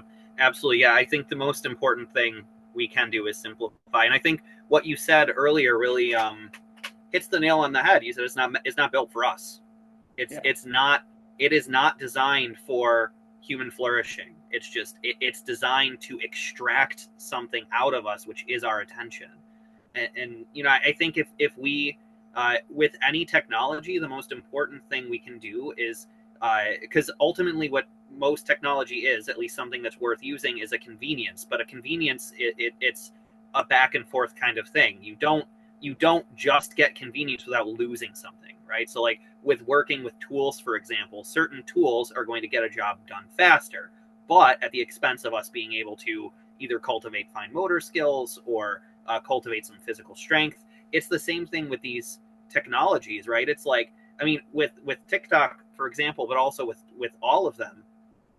But TikTok, I think, is the most obvious one. It's well, hey, you're being able to be attentive to something is really inconvenient. Let me do it for you. and Right. just here's hours of intrusive thoughts. Just boom, boom, boom. Hmm. And then what you'll discover when you use that is like, I can't discern between thoughts. Like I can't when something happens to me, I react to it in a way that I can't control. And why is that the case? And it's like, well, we're subjecting ourselves to that on a regular basis, right? We're offloading our attention to companies that that don't really care.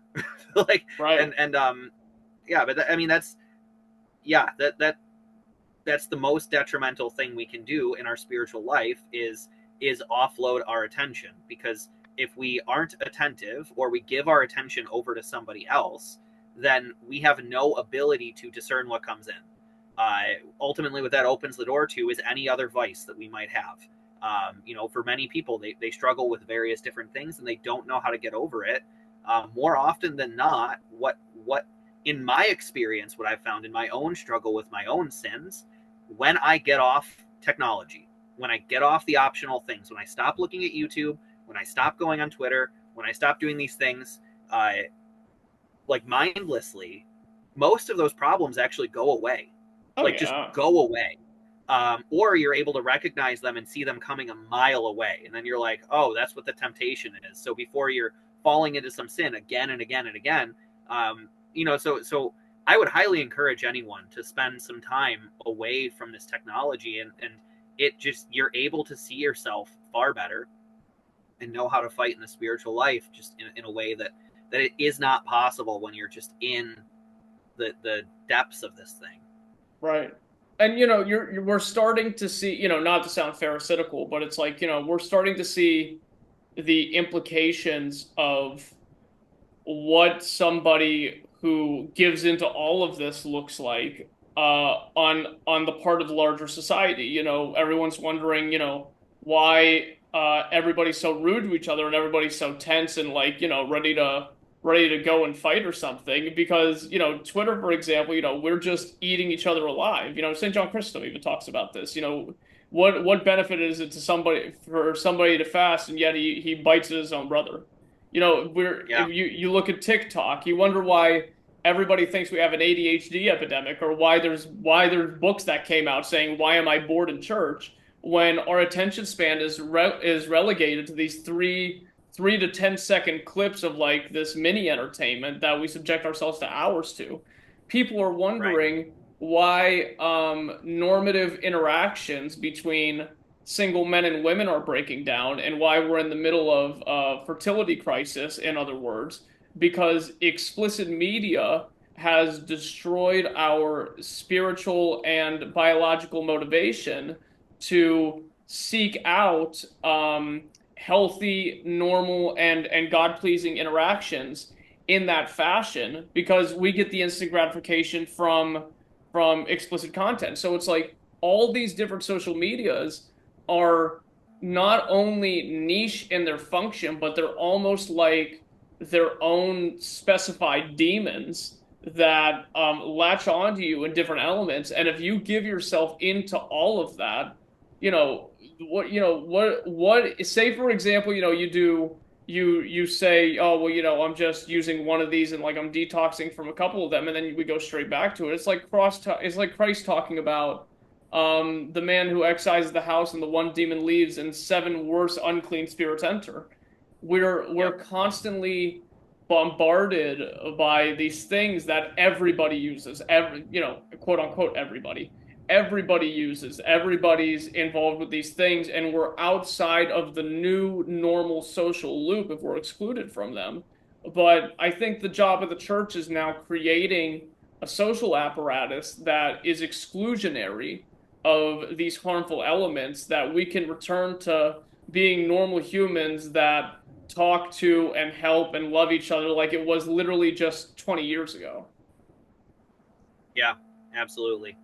Absolutely. That was something that was really impressed in me in my catechism. The Greek priest who catechized me, he kept saying, say your prayers, go to church, don't be weird. It's like, Yeah, but the that's don't be it. weird thing is just it's very important. It's a very important thing to hold on to. And a lot of what's going on in our culture is just absolutely insane. And it fits with what St. Anthony the Great said, and this was 1700 years ago. There will be a time when the world will go mad and they'll look at us and say, you're mad, you're not like us. And it's like, well, we're not the crazy ones. Yeah. And yeah, but it's really important for us to continuously check ourselves in that regard, and as a church really lean into that. And I think the most important thing we can do, and I've seen attempts at this done, like there have been various different people who have tried to create like an orthodox social media or something like that. I think that misses the point. Yeah. I think it much more goes back to what you were saying, which is having an actual like analog experience. We need to have actual relationships with people. The church needs to actually provide a community.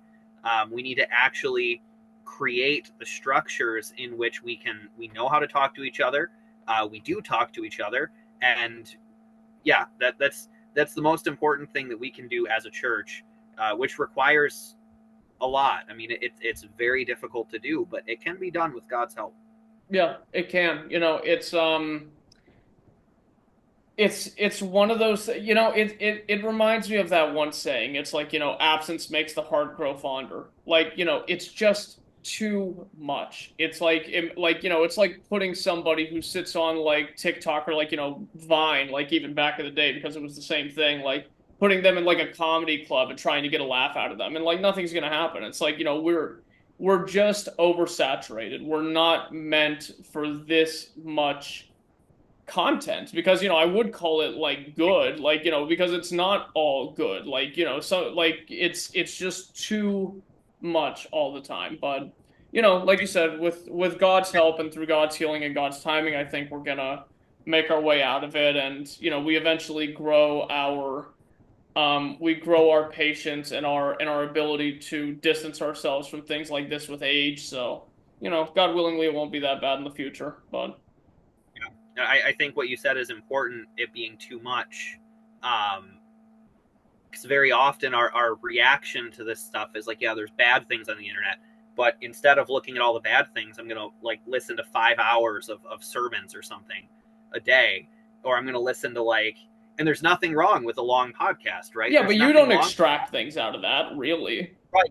You listen to let's say with one of yours, for example, these are very good podcasts, but what if I listen to all of them in one day? I'll gain nothing from any of them. Oh, I And wouldn't I'll even be want to do that. right. You would be in the same spiritual state, potentially, where if you were looking at bad things, because there's a really good book called The Shallows by Nicholas Carr. I'm reading it now for, I don't know, I've read it so many times, but what he argues in this book is that it's not the content that's the problem, it's the medium, right? So it's not so much what it is we're seeing on the internet, but the reality of what the internet is that is going to have a far greater impact on us. So yeah, looking at bad things is bad, but also just the reality of the internet as a bombardment of information, that is the far bigger problem. So if we can be intentional with it, right? For example, watch a podcast, but then take some time to think about it. Get off the internet. Like allow these things to actually sit in and to ruminate. If we can do that, that's far better for us than just, I'm going to listen to 2 to 3 to 5 hours of good content. Like then we're in the same position. Yeah.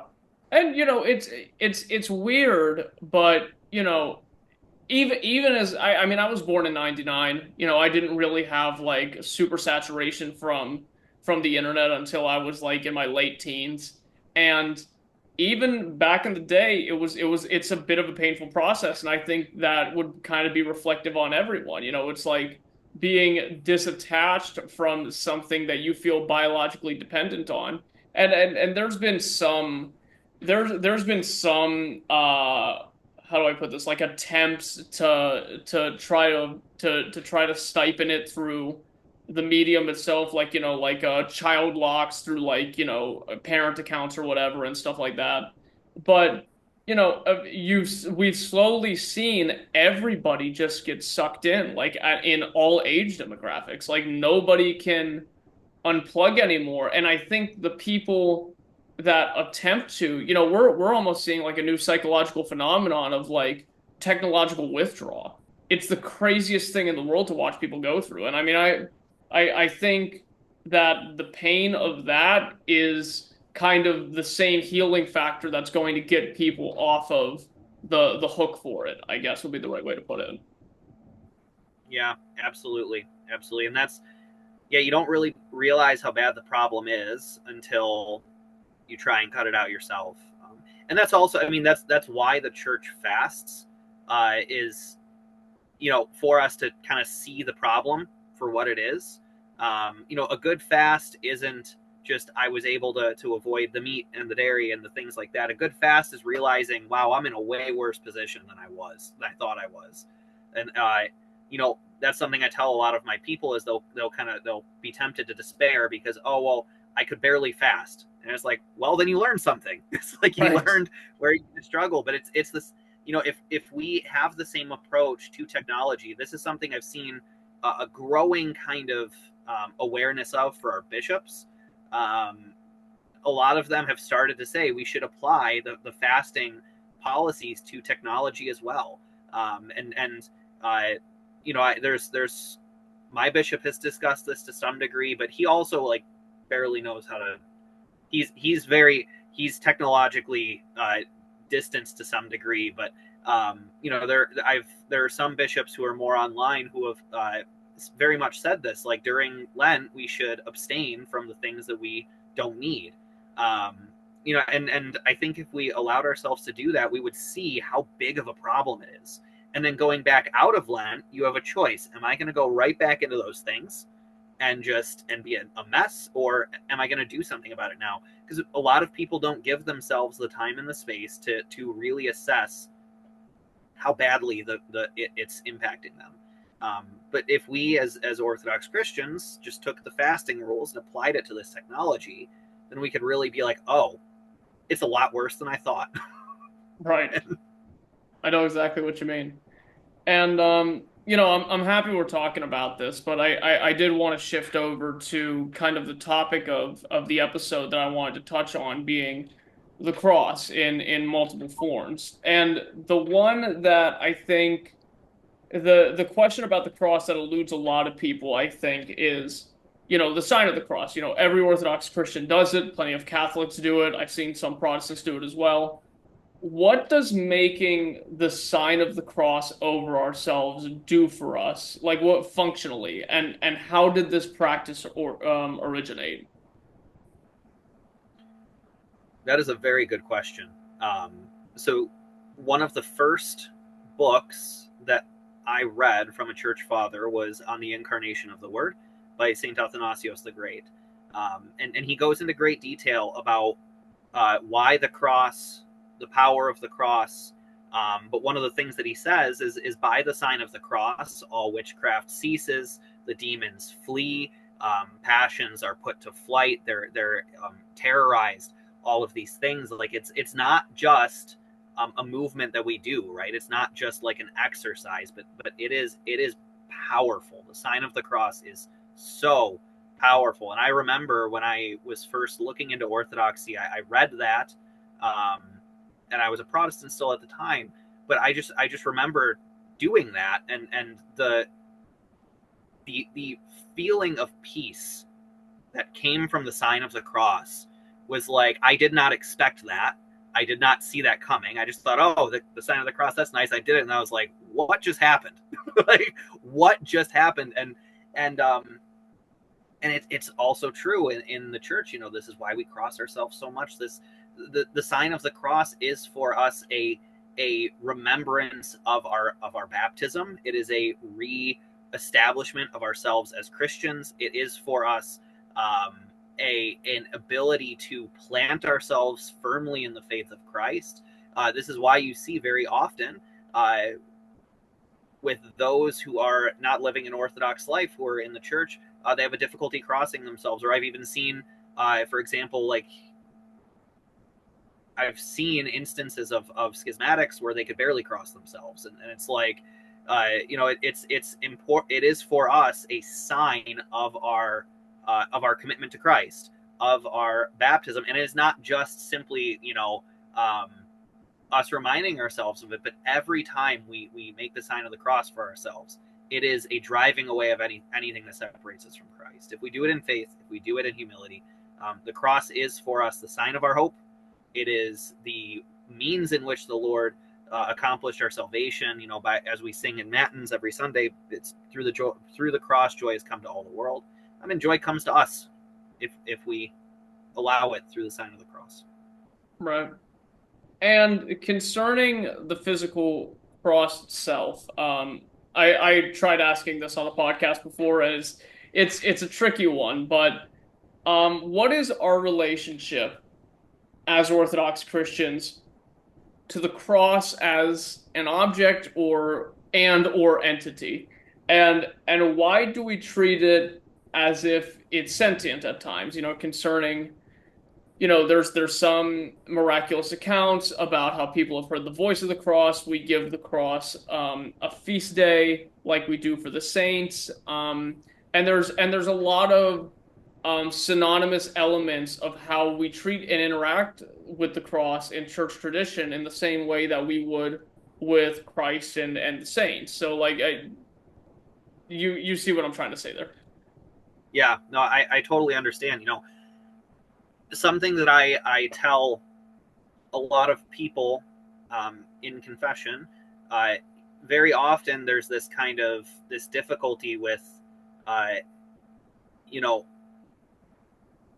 I don't know if this is necessarily exclusively a Western notion with the concept of guilt and legalism or whatever, but this feeling that God is angry at them, that God is like that they've sinned, and so God is gonna strike them down, and confession is like almost God's out, right? It's like confession is God giving us an out from the smiting. But you know, in the Russian tradition, at least, when we do confession, there's a cross and a gospel book. And something that I tell the people is like, you know, I can see that there's this kind of hesitation or and not understanding. It's like, well, how do we really know what God feels about us? How do we know what he feels about our sins? It's right there. It's right on the cross. Like this is God's disposition towards us. You know, and not just where we're at now or when we're redeemed. I mean, this is something St. Paul says, while we were yet still sinners, Christ died for us, right? So this is not the disposition of the Lord to those who have repented. This is the disposition of the Lord to those who are stuck in their sins, who are trapped in this kind of disposition. This is what he's done about it. It's the cross. He has taken that upon himself. He has taken everything that separates us from him upon himself and has destroyed it. And that, so very often I think the cross is one of the best weapons against despair that we have. It's like, well, what does God actually think about me? Or what is his disposition towards me? It is Christ crucified. It's, I know you. I know everything you've done more than we do. I mean, if we knew, if we were aware of the weight of everything we've done, because very often, I mean, we can to some degree recognize certain things we have done are wrong, right? Our conscience condemns us, but we're not fully aware. If we knew everything that we did and the weight of it and how bad it is, we would not be able to handle that. It would be too much for us. It would destroy us. But, you know, Christ knows that. He knows us better than we know ourselves. He knows everything we've done. And we can hide nothing from him. We can hide nothing from him. And this is how he responds, is I'm taking that. That's mine. Right. I'm taking that and I'm destroying it. And now there's nothing between you and me. There's nothing between us because I have taken it. It's too late. It's mine. It's like my son, when he was younger, we convinced him, we told him that it was the funniest thing. We told him that, you know, if he had a boo-boo and we kissed it, the boo-boo goes away. And so one point he fell over, and it was like a minor scrape. He's all crying about it. And I kissed his knee and said, it's all better. He said, no, I want to still have a boo-boo. And I was like, it's too late. I already kissed it. And he just instantly goes, oh, okay. And just walked away as if he was totally fine. That's kind of how it works. Yeah. Right. But that is very much that's a part of the childlike faith. Like if we approached Christ like that, like he's taken those wounds and he's just, and they're dead. They're gone. So yeah, the cross for us, I think it's very good for us to look to the cross, to kind of check where we are with God, right? This is God's disposition towards us. When it comes to our interaction with the cross and the church, you know, we not only have one feast, which is coming up. I know for you in the Greek church is coming up sooner than us, but we have three.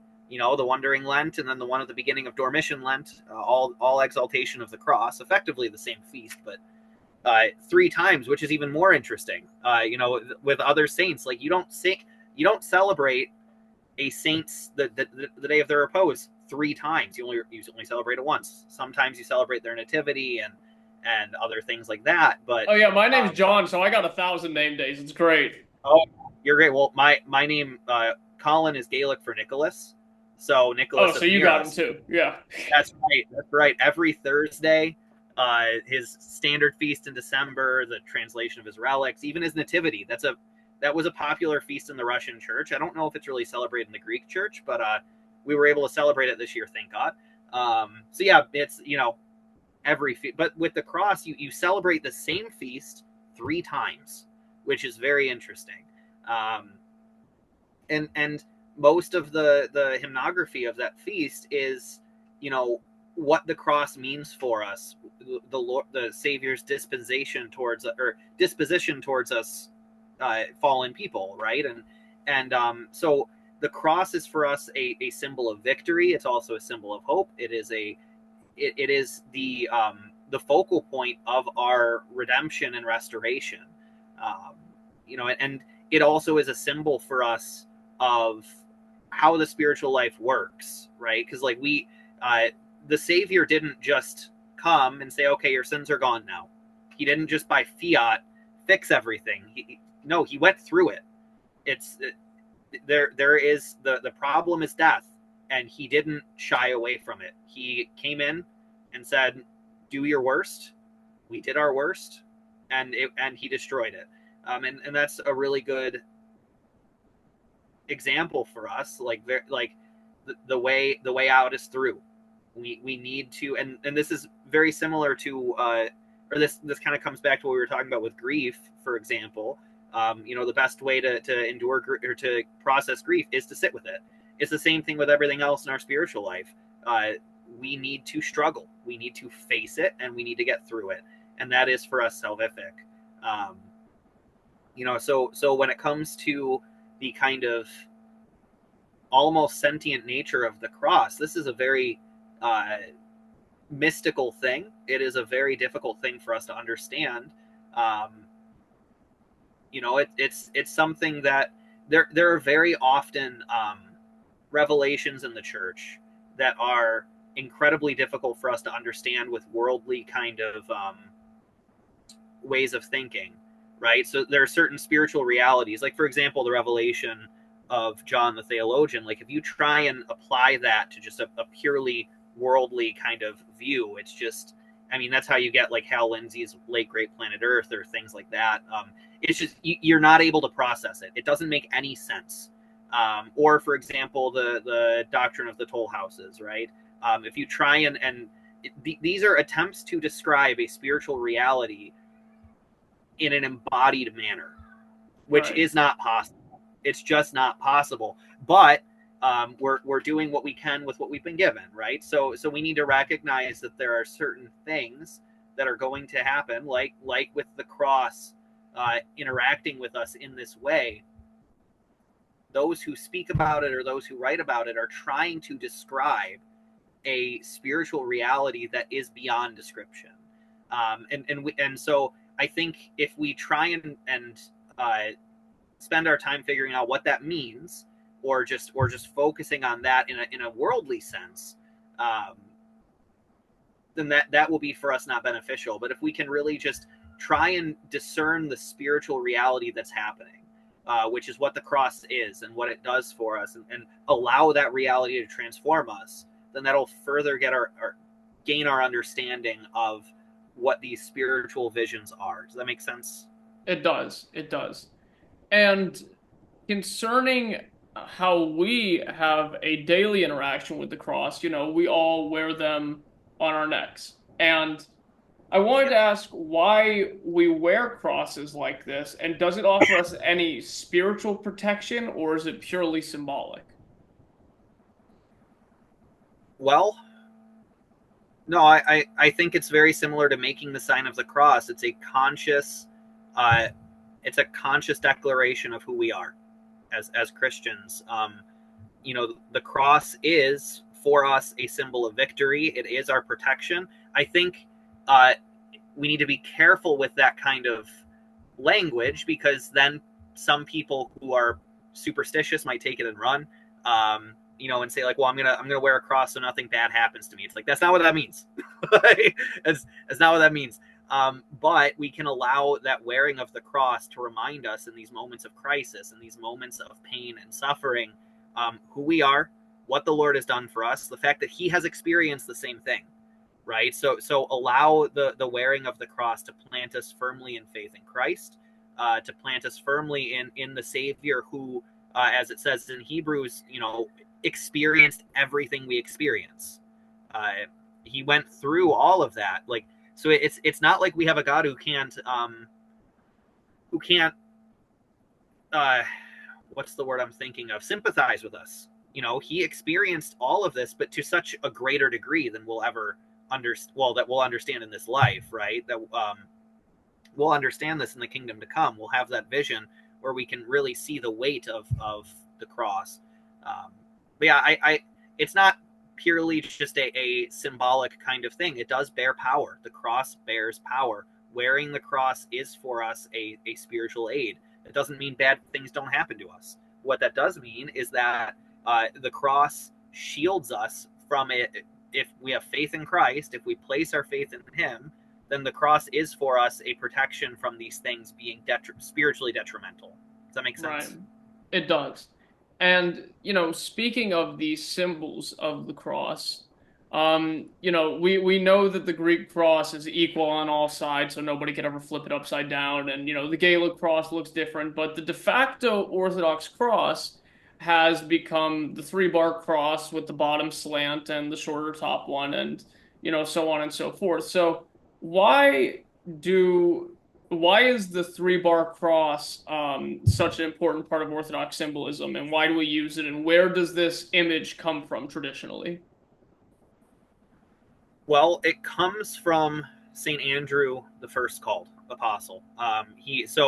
Ultimately, we know that the cross had 3 bars on it that Christ was crucified on. There was the bars that his arms were on, and all crosses had at least 2 bars, one for the hands, one for the feet. Right, so his nails his feet weren't simply pierced to the main body of the cross. There was a member that the feet were placed on and then nailed to, and then the arm bars. And then Pilate placed a sign above him saying who he was. This is Christ, King of the Jews. Right, so he was crucified on a 3-bar cross. Now, St. Andrew, when he was preaching, he would take this cross and he would tilt the bottom bar, to show kind of the thief on the right. He placed his faith in Christ, and the Lord said, today you will be with me in paradise. And we know that the thief on the left reviled Christ, but it does not say what happened to him, right? But St. Andrew used this as a means of preaching. If we place our faith in Christ, we will be on the right of Christ, and the right ascends. It ascends into heaven with the Lord. It is with him in paradise, whereas those who deny Christ are on his left, and they enter into death, right? So these are the two ways. There is not a third way. For all of us, this is our choice. We can either enter into life or we can enter into death. And so this was the way it was traditionally preached. He went all the way as far as Kiev, the site of the Kiev Caves Lavra. He placed the cross on there. But in the Slavic world, when the Greek missionaries were sharing the faith, this was the cross that was, the most popular at the time. And that's what the Slavic peoples really latched onto, and really embraced as their own. And so there wasn't really any further development in different styles of cross. But you see that throughout the rest of the Orthodox world, with the Greeks, with that style of cross, with the Jerusalem cross. The Georgians as well have a different type of cross. But in the Russian world, there was the 3-bar cross was held onto in a much stronger way. There's nothing wrong with that, of course, but I think especially in the American context, since the first missionaries were Russian, that's something that has really stuck in the American context. Is this was the cross that was really used at first, and so a lot of the kind of awareness of Orthodoxy, at least in America, it is with that kind of in mind. And one of the other challenges that existed in Orthodoxy in the beginning was really defining who we are in light of this multicultural kind of context. So like you have early Orthodox churches that were built a long time ago. Like there's one in our diocese that was established by St. Raphael of Brooklyn. And the sign on the church still says it's the holy, it's the Greek Russian Catholic Church or something like that, Catholic Orthodox Church. So it has the word Catholic in it, as all these other things, which of course is true. I mean, we understand ourselves as the Catholic Church, Universal, but in this context of religious pluralism, especially in the U.S., we need to be able to delineate who we are. We need to be able to define that line. And I think the 3-bar cross has been a really good way to establish that. Right. I agree completely. And concerning the popularity of the cross in pop culture, in worldwide symbolism, how do you feel about the cross being used on merchandising or in popular media, and why do we need to be careful with its usage and its depiction? Well, we need to understand the well. There's quite a few things here. There's quite a few things. So let's say we're publishing something. We need to understand who that's going to and what its use will be, right? So I have something that really irks me is when anyone in the church puts the cross on something that's not meant to be kept. So like a Sunday pamphlet or something, the weekly reading, where this is not meant to last. It's like, well, what are you doing with that thing? Then you're giving somebody something that should be burned, and is the person going to burn it? There's just, to me, there's way too many variables there. It's the same with like mailers. I receive a ton of mailers from various different Orthodox groups, and they put the cross on the envelope, and you tear open envelopes and then you get rid of them. It's like, well, that's not good.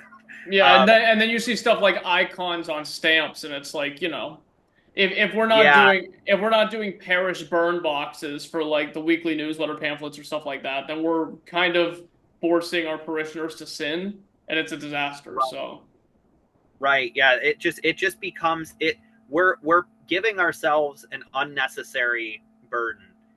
So I think if we're just really conscious about uh, what this thing is going to be used for and how it will be used, then that's really important. So something that, at least in my experience, I encountered, I have taken a break from it, but I made prayer ropes for a long time with selling them.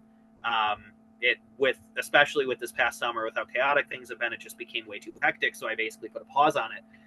But one of the things I noticed, I would keep an eye on various other sellers of these things to see what they would offer. And one of the things I saw very commonly was turning it into a keychain kind of thing. So the cross with like as a prayer rope cross with like 3 knots put onto a keychain. And at first, initially, I thought, well, that seems like a good idea. And I thought about doing it. And then I saw one of my parishioners had one. And they had it on their key ring, which they kept in their back pocket. And then they sat on it. And it's like, yeah, so how much are you really going to use that, first of all? And second of all, that's not, yeah. Yeah, right. There was an immediate moment of clarity. Like, I'm not going to sit on the cross. So that I was like, Right. I am not making that. So yeah, and that just goes back to, yeah, first of all, how much are you going to use it? You're not going to like undo the key ring thing and actually use the chopkey part of it and pray. You're going to sit on it, which is disrespectful. It's just, yeah, you just need to be wary of what the thing is, and how it will be used. So like putting the cross on books, for example, I see no issue with that. Is like a prayer book. I think a prayer book should have the cross on it. There are actually certain books, like the book I mentioned earlier, the Hiram Gregorios book. It has an icon of Christ on it. And there was one time I was traveling and I forgot. I usually have a small diptych for my prayers, and I forgot the diptych. But I had this book, and it's thick enough to where it stands up on its own. I was like, oh, excellent! Like, so there are instances in which it's really nice. It's very useful to have that. So yeah, it's not like we shouldn't put the cross on things like that, but we need to be mindful. It's like, clothes I always think about because, me and my uncle, when I was younger, we did stuff like that for like, the Greek festivals and like the youth programs, whatever. We put like crosses and stuff on. And like pictures of like St. Paisios when he was still alive, we would put pictures of like that on clothing, and it's nice in theory, but then you have to, bless you, then we have to think about, um, you know, are people going to act honorably while they're wearing things like this, as not to, you know, hurt their own spiritual health and make a mockery out of what they're wearing while they're wearing it. Right. Yeah. Well, and going back to the festival that you mentioned, this is something that so when I was in the Greek church, I worked the Greek festival. Now I work our parish festival. Sometimes I do both. I just kind of, not since I've become a priest as much, but now I mostly focus on our festival. I still go to the Greek festival, of course. But you know, one of the things about that with the shirts is all the workers get shirts, and so if you're in a parish for long enough, you end up having like 20 shirts. And my experience with that is those shirts are used as work shirts. So my Greek festival shirts are covered in oil. They're covered in all sorts of chemical, right? So it's like, and there are no crosses on it. So I think, and I actually mentioned that to the local Greek priest. I was like, hey, why isn't there any crosses on it? And he goes, because I know what happens to these shirts after the festival. It's like, you're going to end up under a car with it, getting covered in motor oil. He's like, no, we'll put something something nice on there, but it's not going to be like a religious symbol at all. Right. Yeah. You know, the other thing is that I'm going to give this company a shout out, or this brand or project, even though I have like zero interaction with them.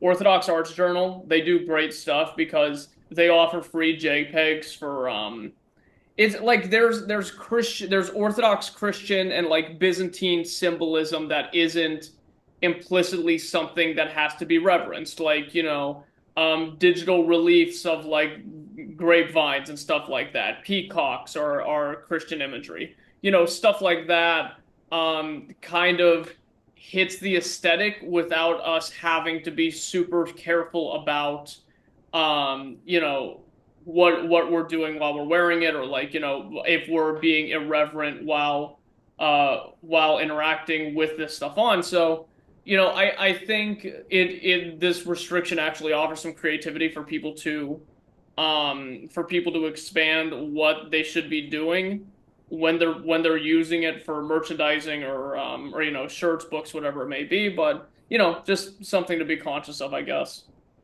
Right. Yeah. And, you know, I wanted to ask you, and this is kind of an easy one, this is kind of an alley-oop for you, but what story about the cross do you find to be the most reinforcing to your faith? I almost don't want to say don't say the crucifixion, but that's kind of like the obvious one there. Well, there is the crucifixion, of course. But you know, the one to me is when Saint Helen found the cross, Hmm. and the miracle surrounding that is like, okay, they found three crosses, and but only one of them, the nails weren't rusted at all, and they placed a dead person on them, and he was raised to life. And it's like, you know, there it is. Yeah. Like it's pretty obvious to figure out which one is the true cross. But even then, there's so many instances of the cross working miracles throughout throughout the history of the church. And you know, every time we make holy water, every time holy water is blessed in the church, it's done with the cross. Even on Theophany, you know, we bless the water with the cross, and holy water is such a powerful part of our faith, such a powerful part of our daily lives. I think all Orthodox Christians should have some holy water in their home, and drink it on a regular basis. Bless our things with it. What, you know, all of that. But so the cross is just, yeah. So obviously the crucifixion, but the miracle of finding the cross by Saint Helen, and then simply the reality of holy water as well, which is so tied to the cross. To me is yeah, That's wonderful. beautiful. Yeah. And may the sign of the cross and everything that comes with it walk with us in our spiritual journeys. Father, I can't thank you enough for coming on, talking to us today. Do you have any final thoughts for the audience, and do you want to end us off with a prayer? Yeah. Final thoughts. There's a, well, make the sign of the cross regularly. Hold to the cross, especially as we're gearing up for the Feast of the Exaltation of the Cross, which is, you know, September 14th on the church calendar. So that's September 14th for you, but for us in the Russian church, it's September 27th. But you know, I think we should really look to the cross as our hope, as our means of our salvation, and as a means of figuring out where we are in the spiritual life, and really let that guide us. So I think, you know, just holding on to the cross, placing ourselves at the foot of the cross, is the most important thing that we can do as Orthodox Christians. So yeah, we can say a prayer now. I mean, It is truly meet to bless Theotokos, ever blessed and most blameless, the mother of our God, more honorable than the Seraphim and Bianca, more glorious than the Seraphim, who without corruption gave his birth to God, the Word, the very Theotokos, thee do we magnify. Well, thank you, Yanni, for this wonderful work. This is a really nice ministry that you have going on here. Thank you so much, Father. It's been an absolute pleasure talking to you. In our next episode, we will be talking to Father Christopher Foley, and eventually we will continue our readings of Wounded by Love, the Life and the Wisdom of Elder now Saint Porphyrios. Until then, Panagia Mazisu, may our Lord Jesus Christ and all his saints be with you all the days of your lives, and we will talk to you all later.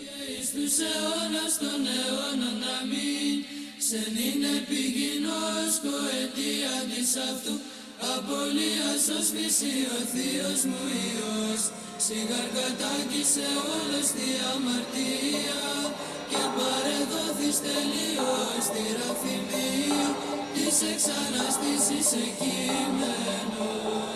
Κύριε Ιησού Χριστέ ελέησον με, Κύριε Ιησού Χριστέ ελέησον με, Κύριε Ιησού Χριστέ ελέησον με, Κύριε Ιησού Χριστέ ελέησον με, Κύριε Ιησού Χριστέ ελέησον με, Κύριε Ιησού Χριστέ ελέησον με, Κύριε Ιησού Χριστέ ελέησον με, Κύριε Ιησού Χριστέ ελέησον με, Κύριε Ιησού Χριστέ ελέησον με, Κύριε Ιησού Χριστέ ελέησον με, Κύριε Ιησού Χριστέ ελέησον με, Κύριε Ιησού Χριστέ ελέησον με, Κύριε Ιησού Χριστέ ελέησον με, Κύριε Ιησού Χριστέ ελέησον με, Κύριε Ιησού Χριστέ ελέησον με, Κύριε Ιησού Χριστέ ελέησον με, Κύριε Ιησού Χριστέ ελέησον με, Κύριε Ιησού Χριστέ ελέησον με.